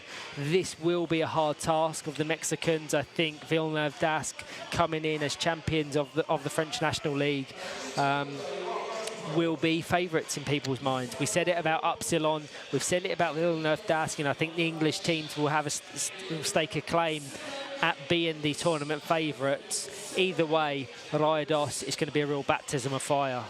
Yeah, obviously, the FIPFA Champions Cup is probably the most relevant international tournament to reference when looking at Villeneuve.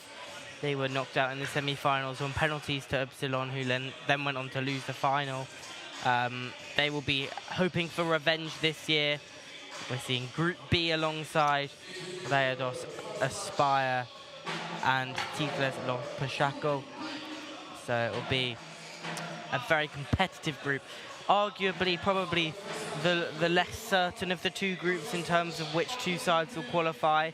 Feels like Group A, it will be an upset if it wasn't West Bromwich Albion and Upsilon who went through. But in Group B, with Villeneuve, Tigres and Aspire, there's potentially more room for a bit of uncertainty about who's going to go through. It wouldn't be as much of an upset if one of those three didn't go through, for example. No, I completely agree, Charlie. So this game, really fascinating to go through the squads in their entirety. For Villeneuve Dasc, number 7, Valentin Lefebvre. number 8, Brian Weiss, number 9, Julien Grenier, number 10, Youssef Ayad Zedam. They have Slim Bouchetta, number 14, and finally, number 15, as already mentioned, the Belgian superstar, that is Florian Lechantre. For Rayados, they have number 4, Roberto Camero. They have number 5, Jesus Osuguera. They have number 9, Ruben Sanchez.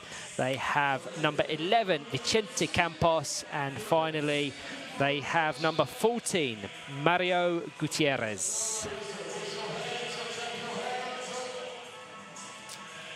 Yeah, I'm very excited to see what this Mexican side have to offer. It's going to be very entertaining. A side very passionate about football, as Ryan already mentioned, relishing the opportunity to be here and just pinging the ball around nicely in the warm-up as well, which is obviously not necessarily an indication of the game, but it's good to see, and they've got a very vocal support just ahead of me, as do Villeneuve d'Ascq, who have supporters sporting sort of green tops, and one with a France wig and a France flag draped over their shoulder. Yeah. And a drum as well, so the support, they've been very vocal so far, especially for those two, I guess, home nation French sides. Yeah, absolutely.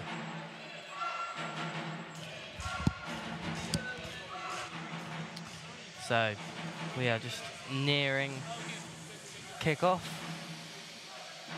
We're not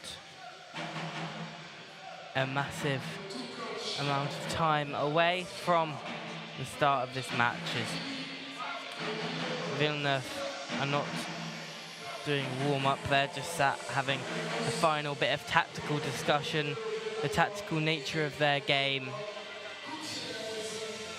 Never been more evident to see than this very focused looking team talk right now. Rayados just knocking the ball around, as this is a game that Villeneuve do go into as favourites, obviously. Ryan mentioning that they are French champions, which is potentially a bit of a shock. Upsilon regarded as probably the, on balance, the stronger of the two squads on paper, with several French internationals, several players of a very high calibre. But and that is not a slight on the squad of Villeneuve, by the way, which is incredibly strong. But Upsilon typically favourites, but Villeneuve's consistency and their composure and their ability to perform just constantly, really integral to them picking up a very important title. And they will try and follow that up and make it the perfect season with a FIPFA Club World Cup. So the teams just having their final preparations ahead of their first game of this historic competition. If you're tuning in for the first time, this is a FIPFA organised tournament in collaboration with Upsilon Chatenay Malabry and supported by FIPFA Power Soccer Shop and uhlsport, and it's taking place at the Prisme Arena, the Pôle de Référence Inclusive Sportif Métropolitain, a landmark new facility setting a real precedent for inclusive sport worldwide. It was open to the public in 2025, and it is the absolute pinnacle of disability, inclusivity, and excellence. And there was a real focus. Obviously, this was a venue utilised throughout the 2024 Paralympics here in Paris. And just to epitomise that lasting legacy, the Agitos, the iconic symbol of the Paralympics, which was displayed on the Arc de Triomphe during those games, now has a permanent home just outside the front gates, cementing the venue's role as a beacon for inclusion and excellence. We, of course, have the support of Bien Sport, who are streaming here today. Giovanni Bernabé Capra is to Charlie and I's right, calling the action across their French-based channels. But thank you to everyone who is listening to us on YouTube. There's fantastic numbers. And we hope you can join us for the rest of the week as Villeneuve DAS kick proceedings off here at the Prisme Arena. Yeah, instantly looking to advance forward. Villeneuve DAS. Brian Weiss has been struck. He doesn't look in particularly comfortable, Brian Weiss. Ball bounced up, unfortunately for him there. Just from those early few seconds, just like was the case with Western Sydney Wanderers, Rayados are going to have to be considerate of their placement and positioning. They won't want to give away needless 2-on-1 infringements to the opposition, knowing how clinical they can also be at those set-piece routines. I think Roberto Camiro, the number 4, will have a very busy task on his hands in preventing Brian Weiss and co. But a good opportunity here for Rayados to put some pressure on Villeneuve. A very good opportunity indeed. Just a quick check on Brian Weiss and then we will resume. Vicente Campos to take this kick in.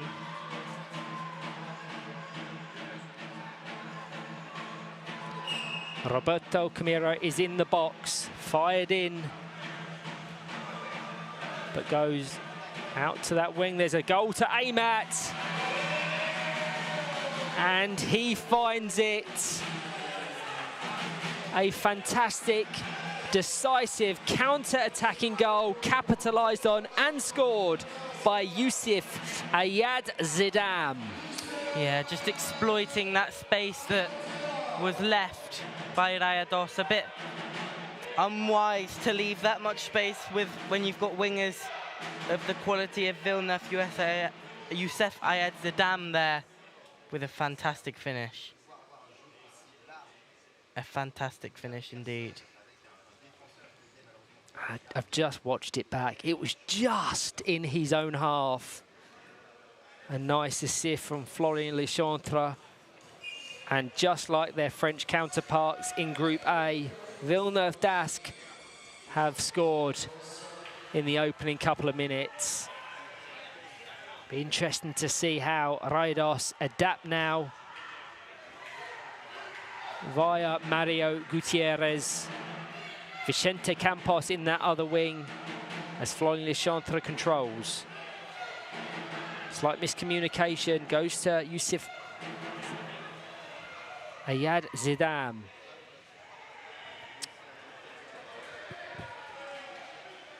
Good start from Villeneuve, just moving the ball, trying to play out from the back. Slim Busetta, obviously, the goalkeeper, who's in a very advanced position out there. Yeah, very brave 4-out approach. And when we say 4-out, it's when the kind of the attacking team utilises all 4 players in that phase of play, trying to create those overloads in attack. It's obviously on Slim Busetta to be considerate of his placement, to not leave those vulnerabilities or risks in behind, or try to negate them with communication, most notably with Brian Weiss. I mean, that was an unbelievable ball across from Brian Weiss. Frustratingly, Lechantre wasn't there for that one, but he was there that time. I think it will go down as a Lechantre goal. It looked like he just poked it home, but it looked like it probably would have gone in anyway from Youssef Ayad Zidane. And just like that, Villeneuve double their advantage. Yeah, a reverse of the earlier goal. This time, Zidane putting it on a plate for Florian Lechantre. I had the pleasure of watching him throughout the FIPFA Cup 2022, where Belgium was successful in securing their ticket to the upcoming FIPFA Nations Cup, and he was an absolute standout in that one. So I've watched him for his country. It's a pleasure to watch him at club level, and I think he's going to play a really important part if Villeneuve DAS are going to go on to do good things in this tournament. Yeah, he's certainly developing very well as a player. Very, very good option on the wing for Villeneuve Dask.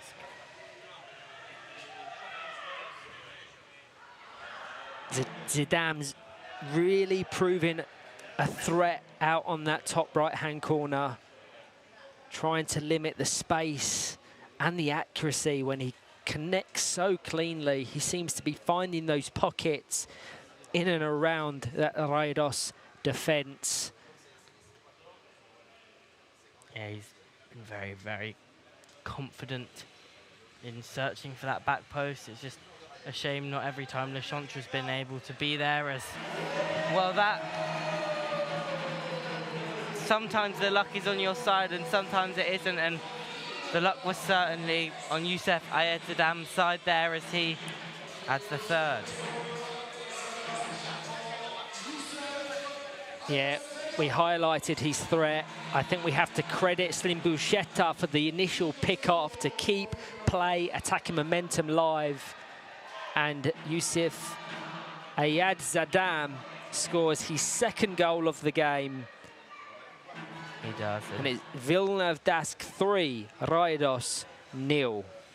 Yeah, it's a fantastic start from Ayed-Zidam especially, but just from Villeneuve in general, very quick off out of the blocks, same as Upsilon were earlier.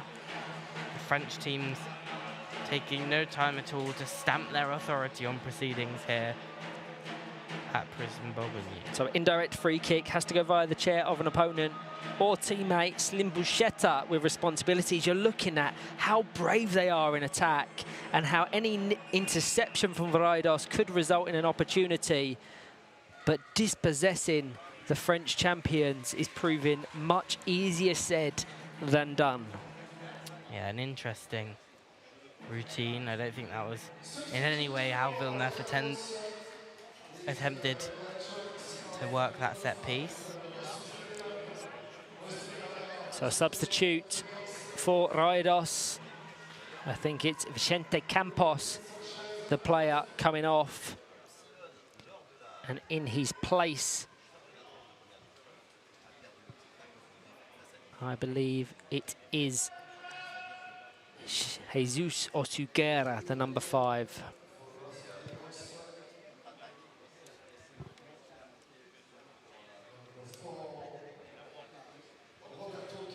So this is where they're going to have to put a lot of their energy, Rayados, in trying to break the lines.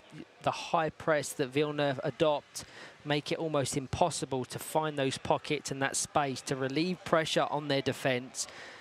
And Brian Weiss is going to force his way up the court. Florian Lechantre trapped in that top corner. So Camiro can dispossess. And the corner won by Florian Lechantre. So we saw the set piece prowess of Upsilon. Will Villeneuve be able to match them? We're about to find out.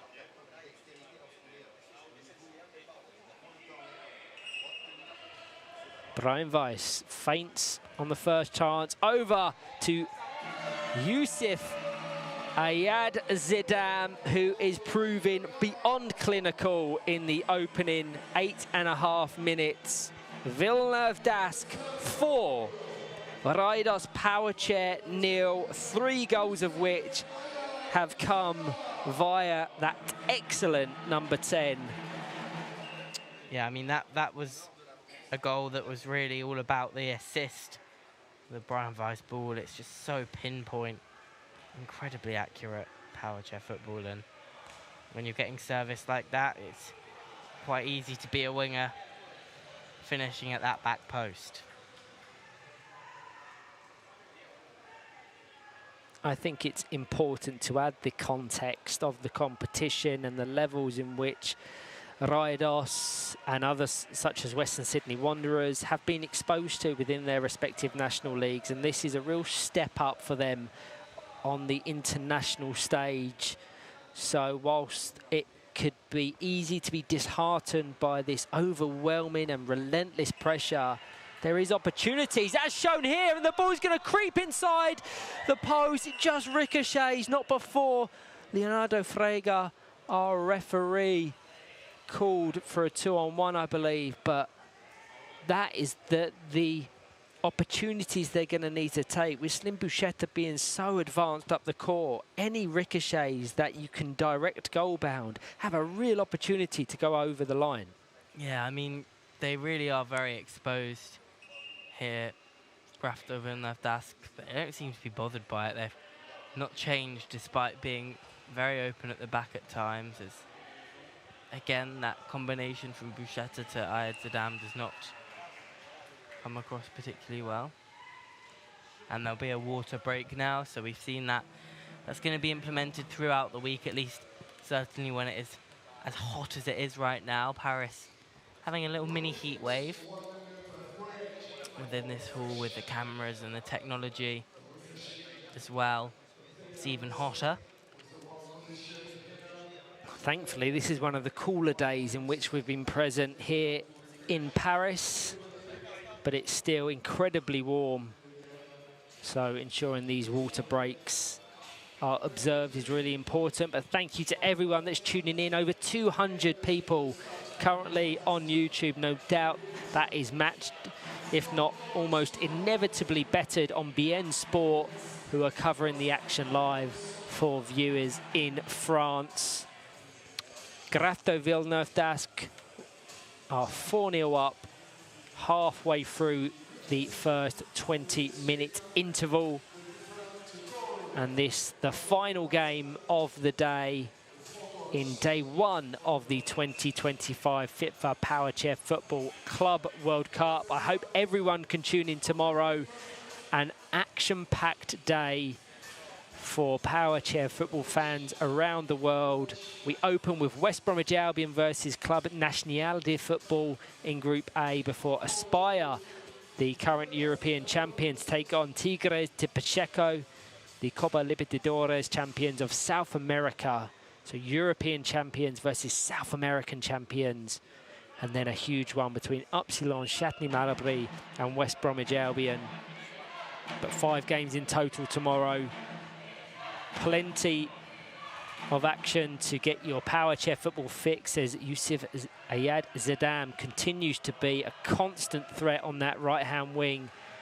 Intercepted as Rayados take a little bit of possession and territory in the Villeneuve Dask half via Mario Gutierrez. As a substitute is signalled by the official closest to myself and Charlie. So Leo Frega is complemented by Nico Balin, Clement Berfoliu and Caroline Goldsborough.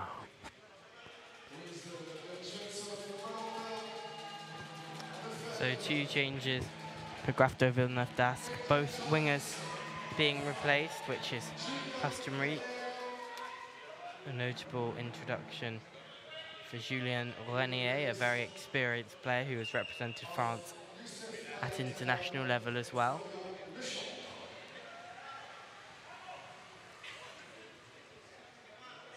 Yeah, it'll be interesting to see if he can replicate that impact of Zidane. We know how good of a player he is.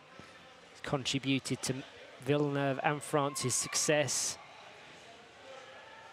And a chance to see Valentin Lefebvre as well, the number 7, just out of shot at present. You can see Brian Weiss there into Slim Bouchetta, returns the pass, beautiful control, just ushered down to Lefebvre, swept up by Mario Gutierrez. It's going to go the long way around. Julien Renier is trapped, so Brian Weiss has to stop his pursuit of possession on that right-hand wing. Brian Weiss is so stylish with the dummies and such a talented player and a joy to watch. Many people say whether they agree that he's the best player in the world or not. They may say Momo Galami may be the best, but many people say in terms of viewability and the best to watch, Brian Weiss, his movement and the way that he's just so elegant and graceful across the court is unmatched. He's a sensational player. Julien Grenier blocked by Roberto Camiro. Unfortunately for Vicente Campos, he can't quite get control of the ball. Slight signs of frustration for Rayados. They have 5 minutes left to just try and prevent Villeneuve from inflicting further damage. But they would have known coming into this game there was very little expectation for them to come and get anything. It's the games against Tigres de Pacheco where they're going to look to secure those points, but beyond that, they're coming to enjoy the experience, and as they should. They've earned their spot here as Ruben Sanchez has the goal kick.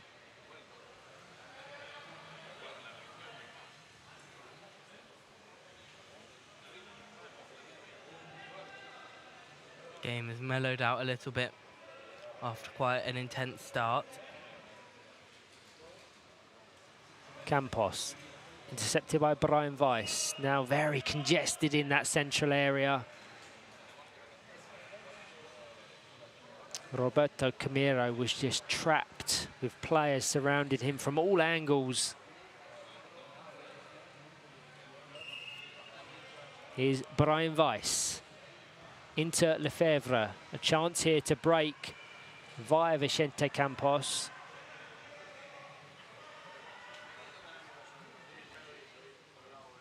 Into Julien Grenier.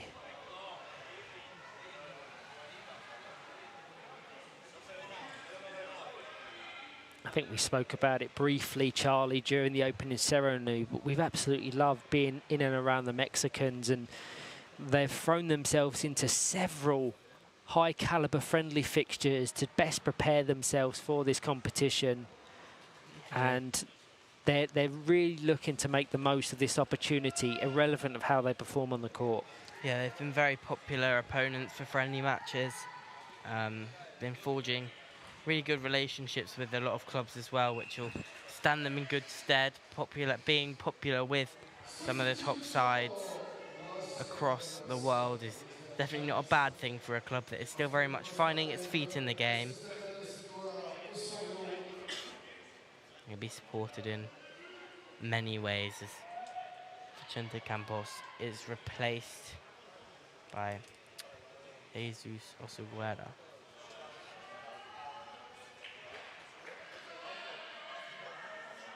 So Brian Weiss to take. Well defended there by Rayados.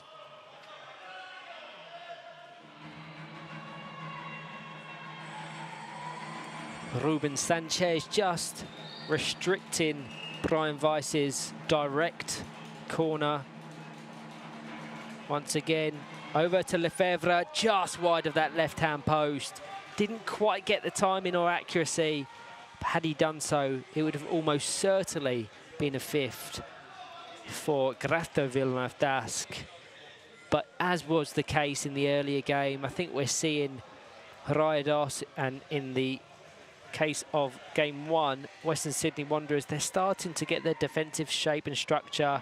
Curse of the commentators, Brian Weiss just faints round the Rayados defence, just trying to understand Leo Frega's decision there. He has awarded the goal despite the appeals of Roberto Camiro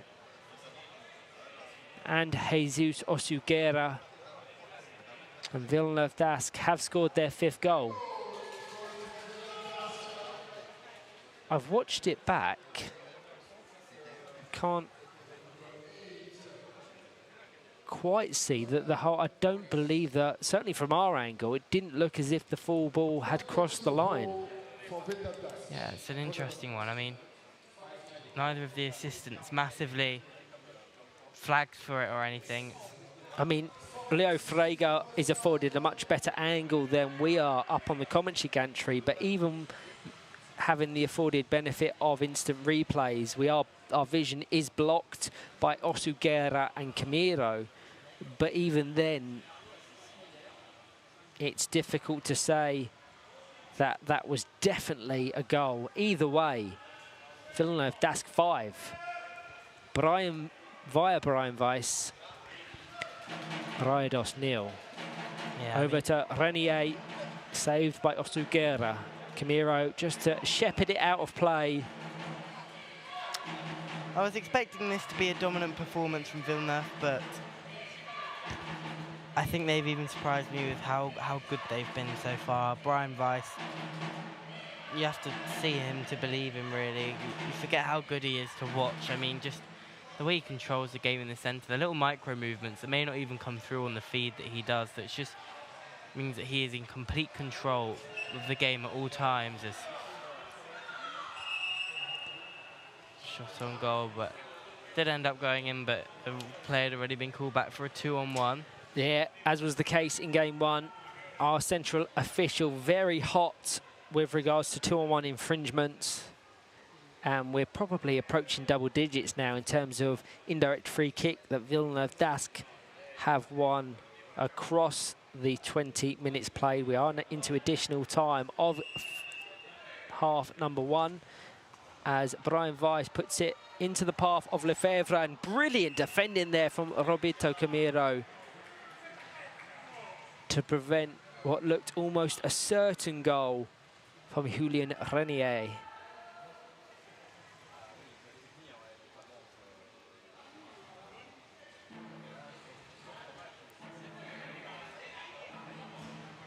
Nice pass there from Brian Weiss.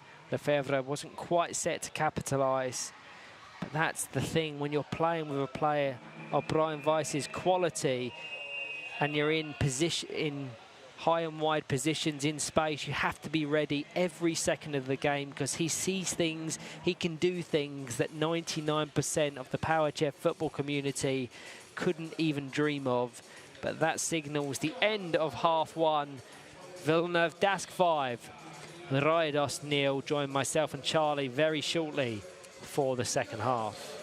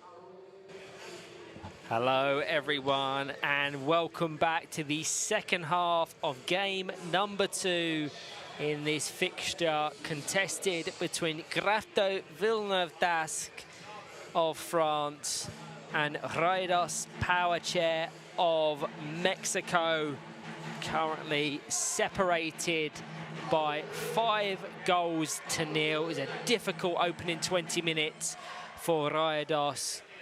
They'll be looking to improve on that in the second. It looks as if Villeneuve d'Ascq have reverted back to their starting squad. So Slim Bouchetta, Brian Weiss, Florian Lechantre, and Youssef Ayad Zedam, who has a hat-trick to his name already. For Rayados, they have Jesus Osuguera as the most defensive of the 4 players. In the centre currently is Ruben Sanchez. They also have Roberto Camiro and Mario Gutierrez. Swing and a miss from Camiro. Over to Youssef Zedam, playing on that familiar side. Well, actually, no, he's switched sides from the role and side in which he was so clinical in the first half. Yeah, you don't wonder if they've just sort of switched that around, because it did get a bit flat for Villeneuve at the end of that half. Maybe to just try and inject a bit of energy. They started the game with a lot of intensity, and maybe they're just trying to refine that by going back to that 4. So Upsilon Chatenay Malabry 7-0 victors over Western Sydney Wanderers in the first game of Group A. This, of course, the first in Group B. So all 4 teams, all 8 teams have been split into 2 groups of 4, and we wanted to try and preserve competitiveness, geographical diversification. So the English, French and South American teams were separated at the draw process as Florian Lechantre passes it to Brian Weiss, not before the ball had left the field of play. The top 2 teams in Group A and Group B will progress to Thursday's semi-final, and the 3rd and 4th place teams will fight it out for final placements across Thursday and Friday also, as Brian Weiss looks to spearhead an attack for Villeneuve d'Ascq, closed by Roberto Camiro. Very close there in attack was Ruben Sanchez. That placement caused them to concede probably at least 10 indirect free kicks, as Youssef Ayad Zedam, in a repeat of their second goal of the game, puts it on a plate for the Belgian international Florian Lechantre. Villeneuve d'Ascq 6, Rayados 0. Yeah, a lot of credit has to be given to Slim Bouchetta, who just picked up that position a bit higher up, saw that Brian Weiss was in a little bit of a tricky situation in the centre, provided a supporting option, and then just played that ball down the line. And Zedam and Lechantre seem to have a lot of chemistry as a partnership, and they've added another goal to Grafto's tally. 6. I mean, it looks like they will probably better Upsilon's earlier scoreline. A very, very convincing showing from the French champions so far. I think they'll know that, certainly when referencing their group opponents. Tigres de Pacheco are all to our left, and Aspire PFC are also present watching on. So they will be the really closely contested fixtures.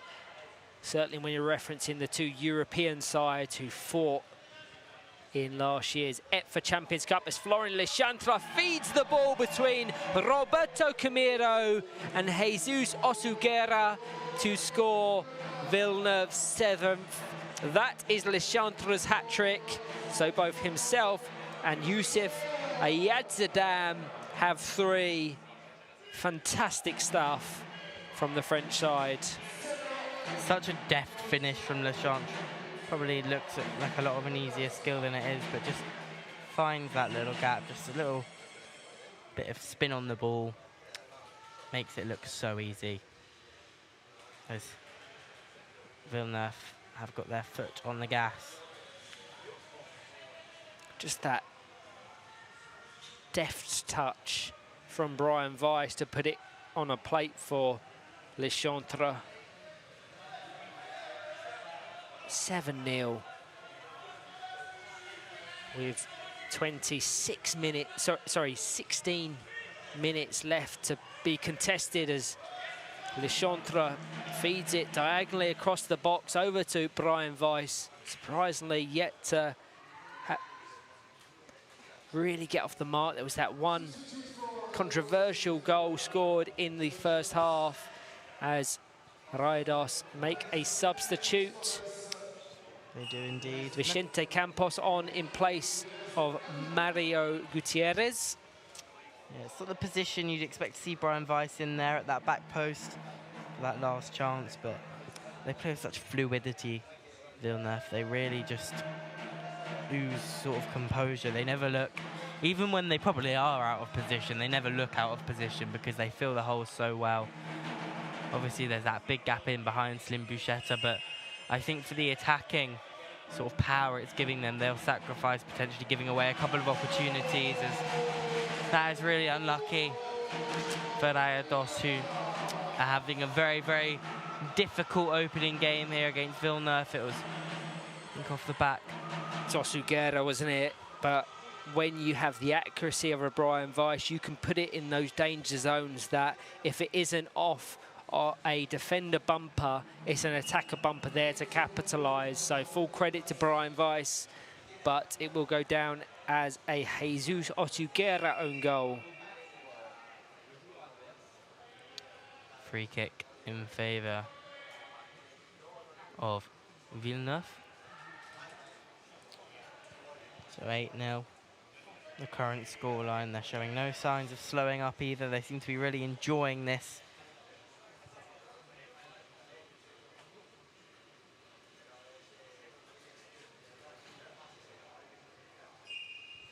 With such a huge game up next for Villeneuve d'Ascq against Aspire, they're going to want to be taking some real momentum into that one. I don't know if it's a help or a hindrance that Aspire play 2 games tomorrow. So does fatigue potentially play a factor when Aspire take on Tigres de Pacheco at 11:30 here in Paris, and then their second game is at 4. So not an overly big gap in between the 2 fixtures in which Aspire will contest.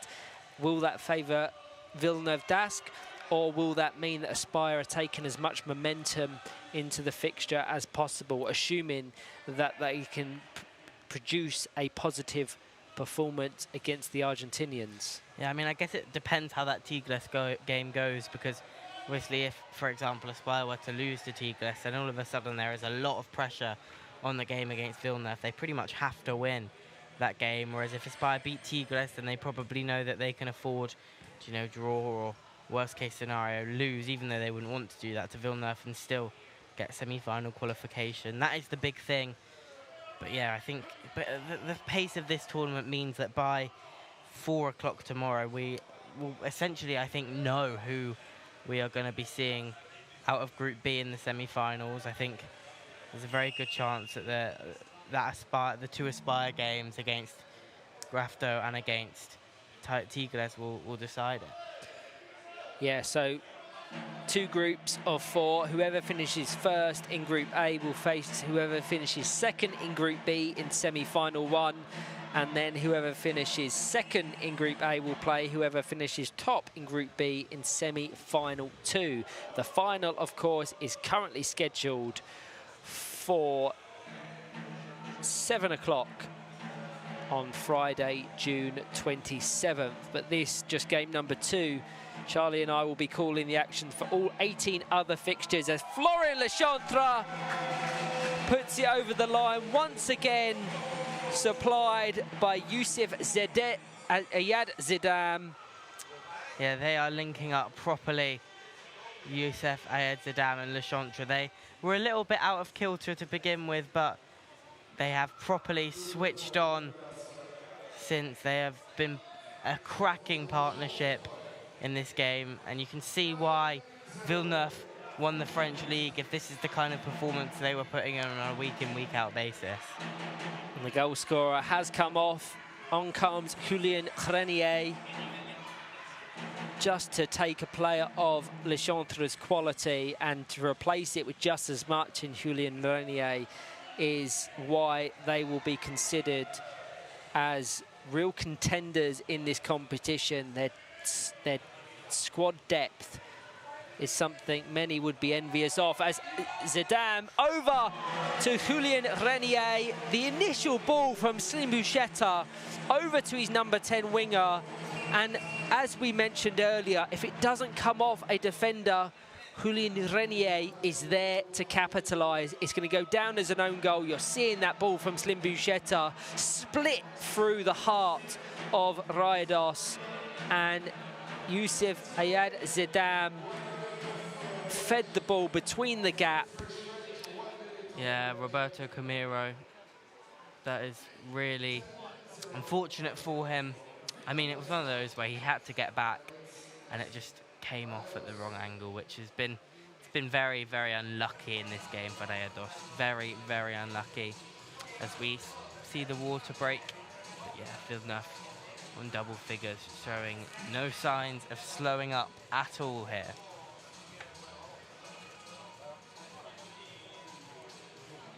So yeah, Youssef Ayad Zidane involved in 7 of Villeneuve Dasc's 10 goals now, which just shows the impact that he's having. And I think he came off for the majority of that that first half. So he's producing a serious quality show here, as they've just observed the second half's water break. It is Grafto Villeneuve Dasc 10, Rayados Powerchair 0.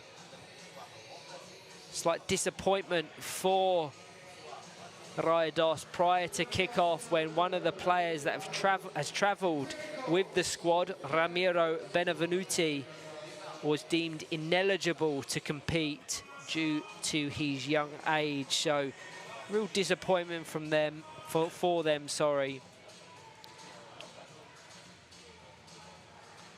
So Villeneuve do not, as I said, look like they are showing any signs of slowing up here. Brian Weiss just controls it, invites a little bit of pressure from Camero.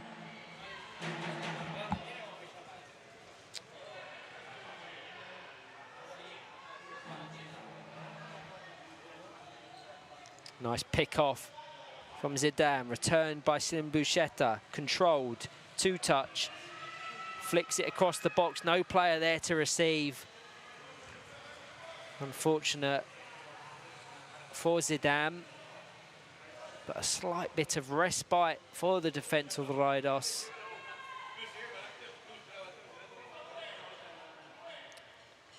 Campos to take this. Sure, Rayados will just want a moment in this game, just get one chance, score a goal maybe, give them a good memory. But as I guess we will touch on when it's, you know, convincing wins for teams like Villeneuve and Upsilon, the team on the losing side, it's very easy to just feel bad and to sort of see it as a negative thing. But actually, games like this can be a massive positive as well, because they will have learned so much from playing against players like Brian Weiss, playing against players like Youssef Zidane, Slim Bouchetta. Such high-quality operators will teach them a lot about the sport, as Renier. A beautiful ball from Julien Renier. Once again, to the man on fire, Youssef Ayad Zidane. He put it into that danger zone, an area that has proved a real thorn in the side of Rayados. You're seeing that pinpoint accuracy. And once again, it's ricocheted off the chair of Roberto Camero over the line. And that's a 3rd own goal for Rayados. It's actually insane how unlucky they've been in this game. They have yeah, they've just come. Every 50-50 that could have happened has happened against Rayados in this game. So unlucky. Sometimes that happens, and of course, we're not going to start blaming the excellence of Villeneuve on luck. They have been by far the better side. They've been incredibly dominant, but it's not been helped as happens again. Julien Renier this time shutting down a pass out. Villeneuve have their 12th of the game. Yeah, you're seeing that high press they're adopting. And once again, Roberto Camero, really difficult for him to watch that ball go over the line. They've got just 5 minutes left to just try and limit the damage now and ensure that their confidence stays intact. I know there wasn't the expectation for them to come and get a result here, but we could see goal difference play a factor.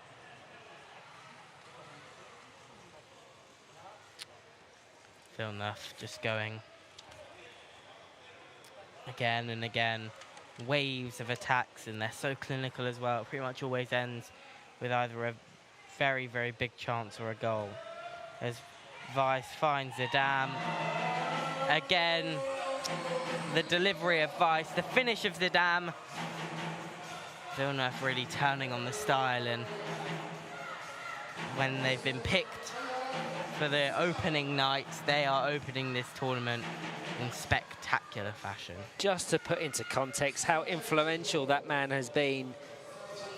4 goals now for Youssef Ayad Zadam, 5 assists. So he has 9 goal contributions in this 13-goal lead that they possess. Incredible stuff. Most players would see 9 goal contributions as a good tally for the entire tournament. Absolutely. And he goes off to great applause from the Villeneuve support, Youssef Ayad Zadam. So Youssef Ayad Zadam was present in the 2024 FIPFA Champions Cup. In that tournament, he only registered 3 goals. So he's already bettered his tally from that competition, as Brian Weiss slightly unsighted as to the placement of the ball there. So an opportunity for Rayados via Vicente Campos to close it down, but straight away they turn defence into attack. Le Chantre with a great pick-off. It's going to be another set piece, which represents another chance for Villeneuve to use that sort of precision and tactical awareness that they have in absolutely abundance. A lovely pick-off just in the direction of Florent Le Chantre, and that is an excellent goal. Arguably their best of the game. All 3 attacking players combining. Julien Renier with the corner ball into the path of Florian Le Chantre via Brian Weiss, and he just slotted the ball so calmly once again past the defence, past Roberto Camero, and it's Grato Villeneuve Dask 14, Rayados 0. Yeah, that is outrageous from Brian Weiss. He is really just, every time I watch him I'm impressed, and then I go for a while without watching him, and the next time it's just like, wow, he is such an imperious player. And not to take away from the performances of his teammates, who have been massively influential of course, but he has been sensational. Substitute for Grato Villeneuve Dask, Brian Weiss coming off. In his place, number 7, Valentin Lefebvre. So Slim Busetta to take this kick. Villeneuve had a lot of time to think about what they're going to do with this. Yeah, I suspect Le Chantre is the intended target, with Renier acting as the screen. That's exactly how it plays out, but this time Rayados do well to defend. Was unlikely to get enough power on that front bumper. Vicente Campos just trying to lock it up with Julien Renier. Bypasses Ruben Sanchez into Florent Lechantre. Very congested in that bottom left-hand corner. Final minute of game number 2 in the 2025 FIPFA Powerchair Football Club World Cup. A difficult opener for Rayados, but I hope they can go back to the drawing board and bounce back tomorrow as Renier puts it into the box. Dangerous there from Mario Gutierrez. Had to be sure of that front bumper contact, otherwise it could have gone goal-bound, as we've seen 3 go already via Rayados chairs. Slim Bouchetta with the resulting corner kick has Florent Lechantre as the real clear option, because Julien Renier is blocked off by Mario Gutierrez, who just reverses into Renier. Not before a 2-on-1 awarded in favour of Villeneuve. Das could have very easily been a contact foul. Whilst Mario Gutierrez was very unaware of Renier's placement. If you're driving backwards into someone, the ones off the ball are always quite difficult for officials to spot. Yeah.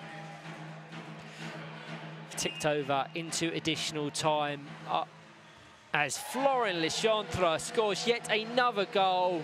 I spotlighted him shortly in the opener, and I hope you're seeing what I did in Geneva back in 2022. So influential, so clinical. It seems as if every time he's been given an opportunity or a ball and the service out wide, he's capitalised and he scored.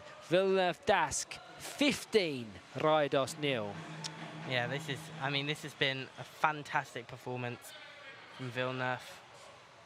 Rayados haven't been at their best, of course. Seen them be much more competitive than this in some of the friendly games as well, but yeah, Villeneuve have been just unstoppable, really. The precision and one of the most impressive things is their ability to just go again and go again and keep causing issues, keep making attacks. And Leo Freyga blows his whistle to signal the end of the game and the end of the day. It does end. Grafto Villeneuve Dask 15, Rayados 0. Commiserations to our Mexican counterparts, but I hope they can bounce back tomorrow. For Villeneuve, what a statement of intent. Have to say, in a team field, we were spotlighting Brian Weiss, Julien Renier, Florent Lechantre in the opener to say that they're the players to watch. But it was the number 10 who come away with all the headlines and all the plaudits. Youssef Ayad Zadam with 4 goals and 5 assists. Incredible, Charlie. Absolutely incredible. What a performance. What a statement of intent from both the individuals that you've just mentioned and the team as a whole. Villeneuve are here. They're not here to make up the numbers. They're here to win this thing. And if they can put performances like that in on a consistent basis, and if they have players like Youssef Ayed Zadam putting in match-winning performances like that on a consistent basis, then they might just have the formula that is required to take home this cup at the end of the week. What a thoroughly enjoyable performance from Grafto Villeneuve Dask. Yeah, very much so. It's been a fantastic opening day here at the Prisme Arena in Paris with 2 high-quality matches, kicking off what promises to be an exciting week of international competition. Thank you to everyone that's tuned in from around the world, whether through BN Sport France or the official FIPFA YouTube. We will be back tomorrow with a full schedule of fixtures as group stage action continues. Just to go through the schedule before I leave you today, the opener of the day, West Bromwich Albion versus Club National de Football at 10 o'clock. Aspire PFC take on Tigres de Pacheco at 11:30. Upsilon Chatenay Malabry looking to continue their impressive form against West Bromwich Albion at 2:30. Villeneuve Dask are next up against Aspire in what promises to be a game of the tournament. That's kicking off at 4 o'clock. And finally, Western Sydney Wanderers take on Club National de Football. What will be significant about that one, Charlie?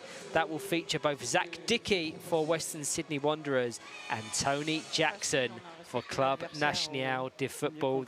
All those times are, of course, that of Paris Central European summertime, so please make the necessary adjustments. We'll pass over to the interview now with Florent Lechantre. Thank you all that have tuned in. We'll be back tomorrow. Vous avez commencé idéalement cette entrée en lice, comme l'avait fait d'ailleurs Châtenay-Malabry et l'Upsilon de Châtenay-Malabry tout à l'heure, les deux clubs français qui eh bien, ont fait des merveilles sur cette première journée. Oui, c'est sûr. Rendez-vous pour la suite, mais là forcément avec cette victoire, large victoire, bah, ça gonfle le moral à bloc. Oui, c'est sûr, on est très content et très fiers de ce résultat. Merci beaucoup, félicitations. Voilà Florian Lechantre, l'un des acteurs de Villeneuve, one of the heroes of Villeneuve. Large, very huge, impressive victory for Villeneuve.